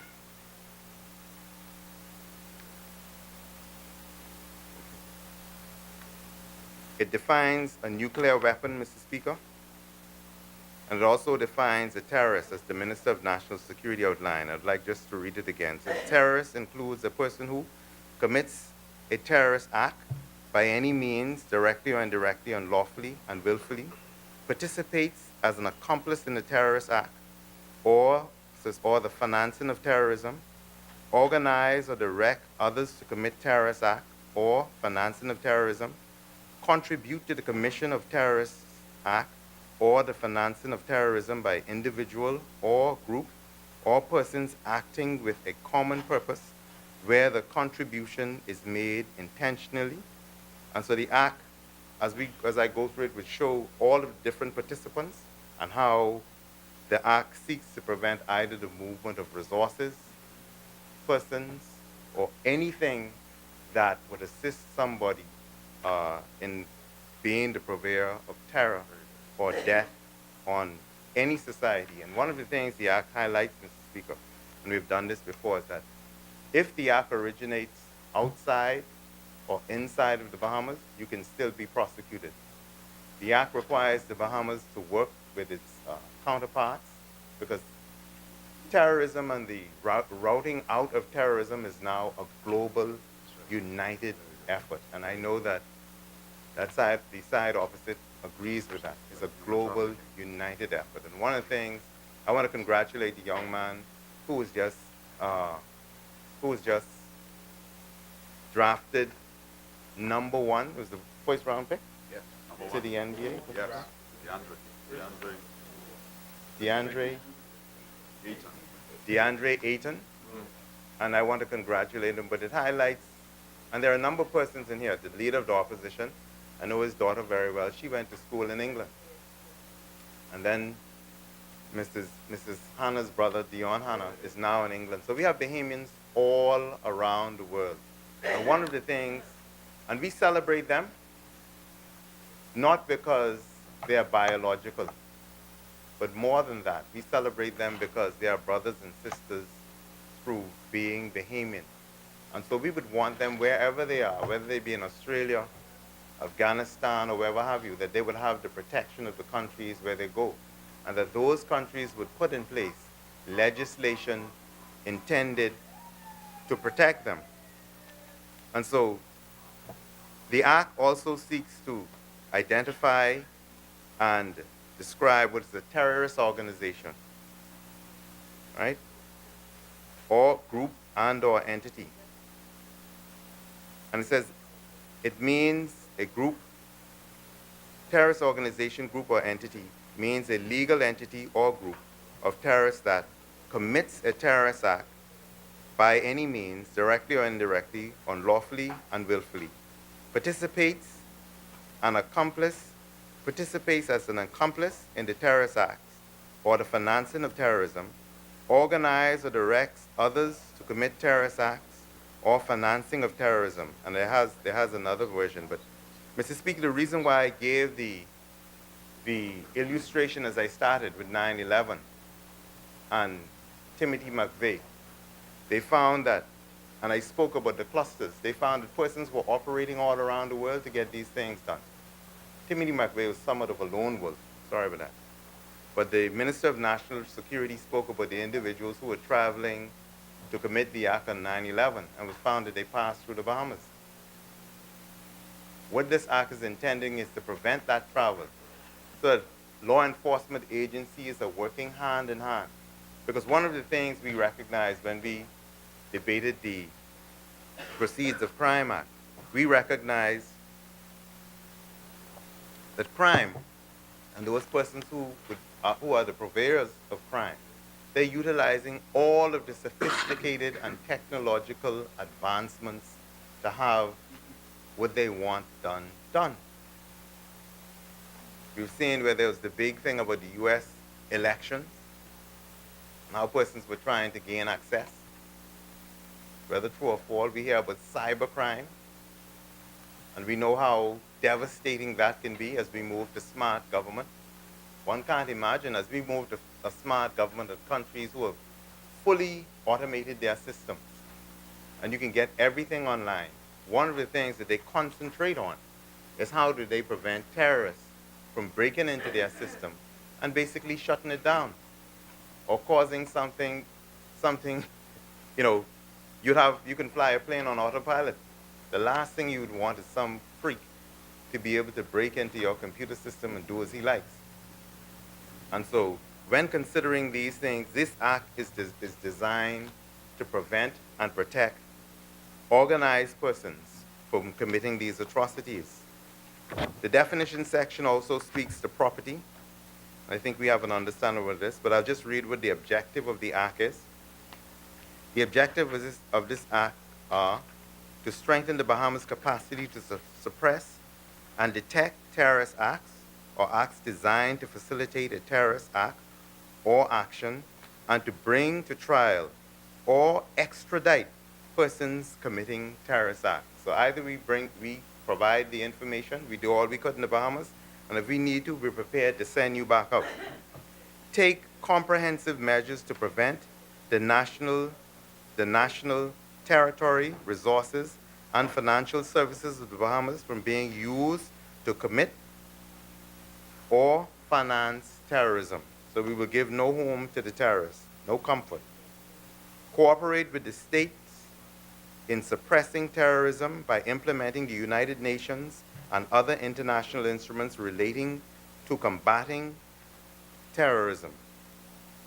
And D, ensure that goods are not supplied or exported and services are not provided in circumstances where the goods will or may be used in, or the services will or may assist in the development, production, acquisition, or stockpiling of weapons that are capable of causing mass destruction, or missiles of any kind that are capable of delivering such weapons.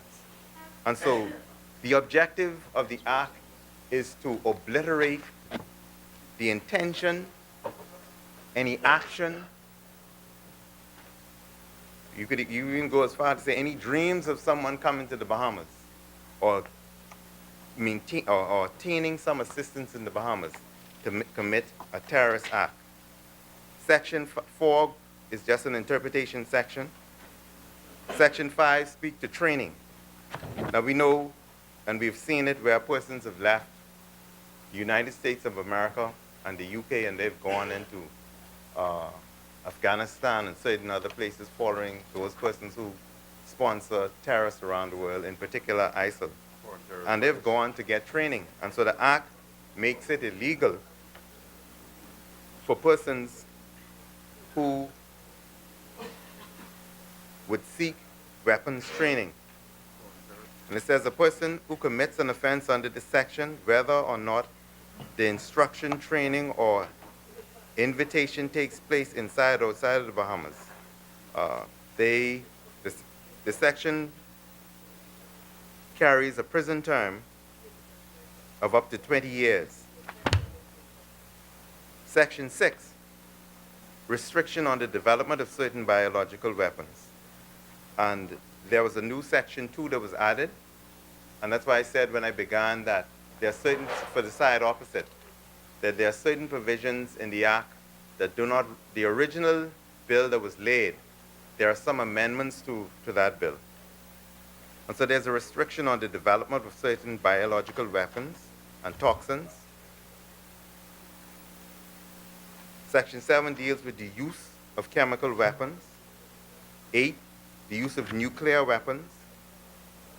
9, the financing of proliferation of weapons of mass destruction. It says any person who by means directly or indirectly willfully provides or collects funds, provide financial services, or makes such services available to persons or attempts to do so with the intention or in the knowledge that such funds are to be used in a terrorist act, should be careful. But it doesn't say should be careful. There are serious consequences for that. And so all of the financial institutions led by the central bank and all of the banking houses should be aware that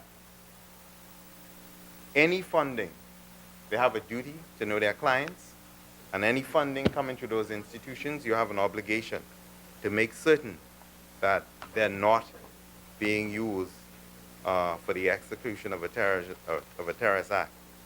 Section 10 deals with the exemptions. 11, defenses. In proceedings for offenses under Section 5, 7, 8, or 9 relating to an object, it is a defense for the accused to show that he did not know and had no reasonable cause to believe that the object was a weapon for the purpose to be used in an act of terrorism. Section 13 looks at the power of entry. And it says, where a peace officer suspects that a person is in possession of a biological, chemical, or nuclear weapon, he may enter any building or premises without warrant and seize and take possession by whatever means to secure the lawful custody of the same. And so this provision, the power of entry and search, can give a police officer the power to use force unto death in order to enter a premises and to seize any instrumentality that he believes may be used for a terrorism act. It also gives, the courts are empowered to give orders to assist the police in making such entries.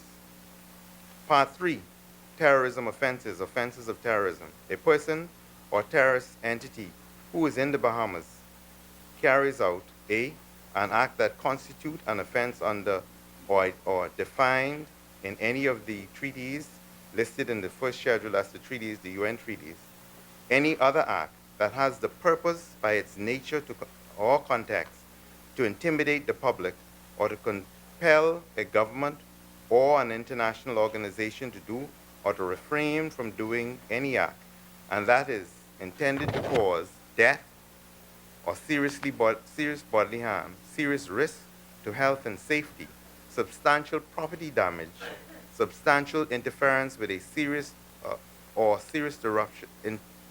disruption of any essential services, facility, or system, whether public or private, not being an interference or disruption resulting from lawful advocacy or from protest dissent, or stoppage of work.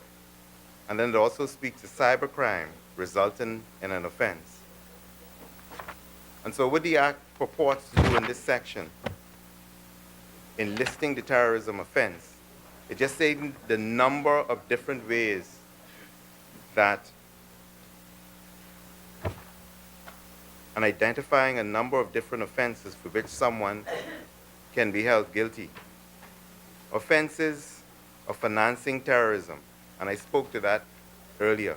Any person who by any means, directly or indirectly, willfully provides, collects funds, provides financial services, or makes such services available to persons, or attempts to do so with the intent or in the knowledge that such funds are to be used in whole or in part in order to carry out a terrorist act by a terrorist or by a terrorist organization for any purpose.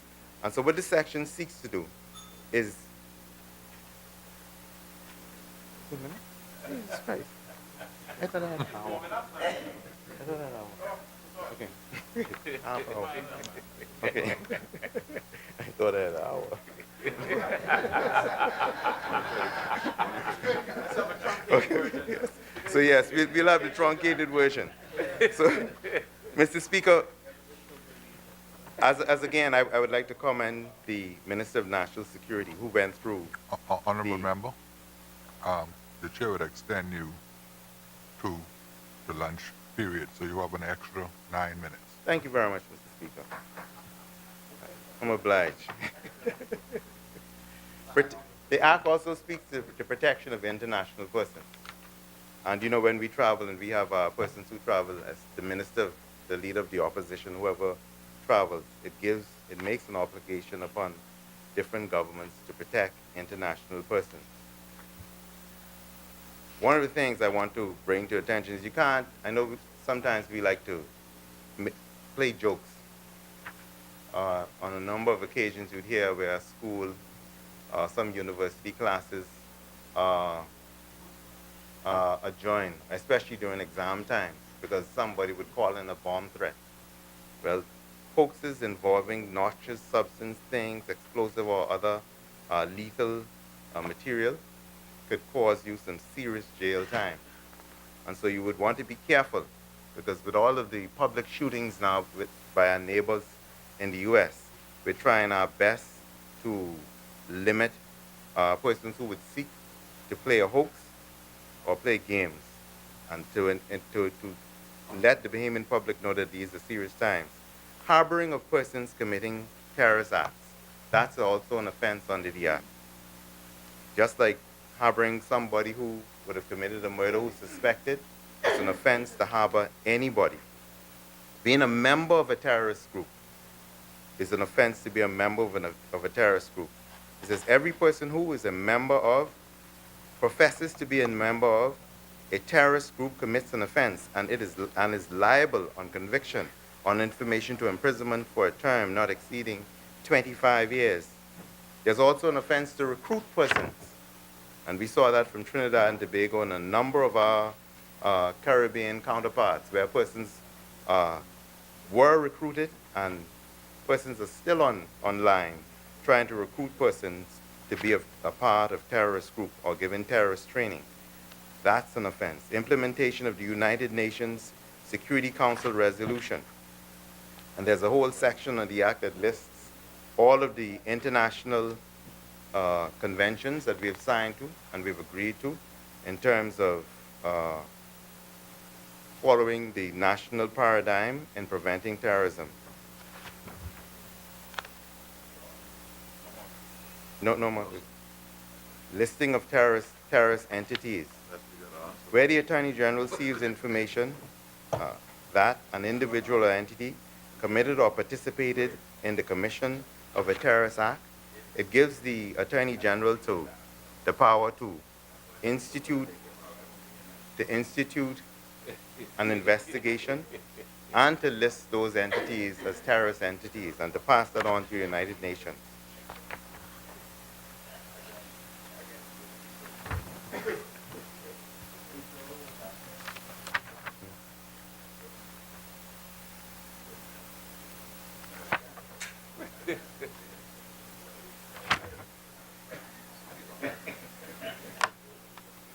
There's an obligation, Mr. Speaker, on the Bahamas by way of the Attorney General uh, to receive requests for declaration of listed persons. So there's an obligation to work with our counterparts, other international agencies from different governments, so that in sharing information, so that we know of an entity, a person who is likely to be involved in terrorism acts, you share that information with your international partners in an attempt to stem the tide of terrorism. Investigation, part 4, very important, Mr. Speaker.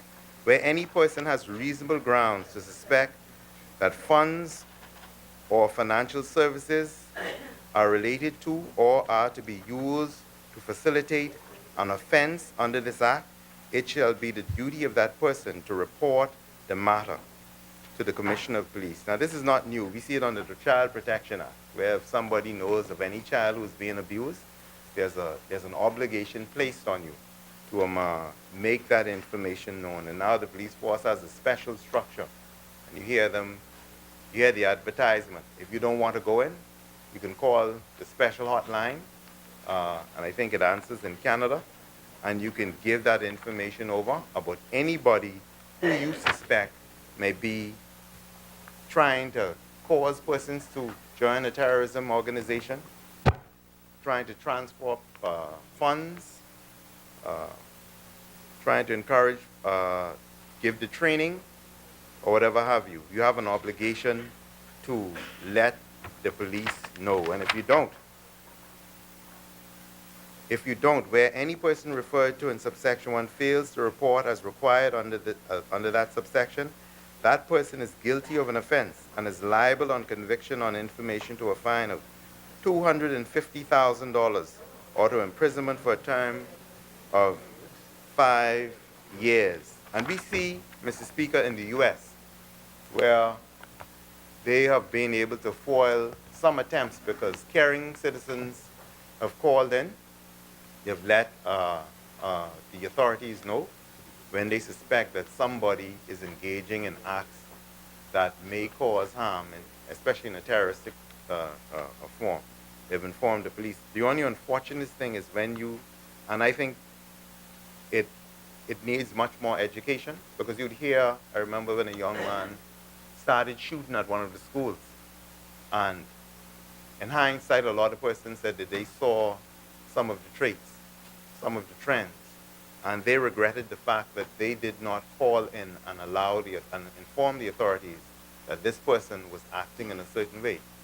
So if you're a member of the public and you see persons are engaging in certain conversations that with the intent to inflict injury to persons or to disrupt the natural way of life in the Bahamas, or if you know of persons who are moving large sums of monies, there's a secured way for you to get to the authorities and let them know what is happening so that we can apprehend those persons and give them their just reward. Power to gather information. There's also power under the legislation to gather information. You can also go to the Supreme Court and get orders for the purpose of gathering information to conduct searches. The Act also protects the right of accused persons to have contact with their state, if they're in the Bahamas, to inform the state from whence they've come, and also to afford them the assistance of an attorney. And so Section 55 speaks to the notification of appropriate state through the United Nations. Parts 6 looks to restraint and forfeiture order. Now, the Act gives the government, where it has reasonable cause to believe that property, monies, or whatever have you that may be, that is or may be used in the commission of a terrorism act, for the entity to freeze them, and then for the Attorney General to go after it's being freezed to get restraint orders and to also get seizure orders. And so the Act empowers the government to do that. And so the Act intends to deflate the financial resources of entities that would want to perpetrate terrorism acts in our communities. And based on the illustrations that I've given earlier, hundreds of thousands of dollars, Mr. Speaker. As a matter of fact, Wendy, one of the ways that you would see terrorism being fought around the world is when they give sanctions and they try to cut off the supply of monies. And so you see, we'd always see it on the news where persons are being bombed, they're using noxious gas on persons. But what they find is that there's somebody that is providing them with the resources. And so this act, the intent of this act, as I said earlier, is to give no home to a terrorist individual. I said there were seizure orders, civil forfeiture orders, and what the persons is still protected because the Supreme Court is involved in the process, and so you would have to go ex parte to the court to get the forfeiture order, and you have to lay out all of succinctly in your affidavit why you think that the property should not be held. Honorable member, you are on your final. I'm at my final, Mr. Speaker. But Mr. Speaker, I would close by saying this, that having regard not just to our international obligation, but to our obligation to every Bahamian and everybody that finds themselves within the Bahamas. This act is timely. It shows that the Bahamian takes its national and international obligations serious to dispose from humanity, something that is insidious, wicked, and that cannot be tolerated. I thank you, Mr. Speaker. Thank you, honorable member.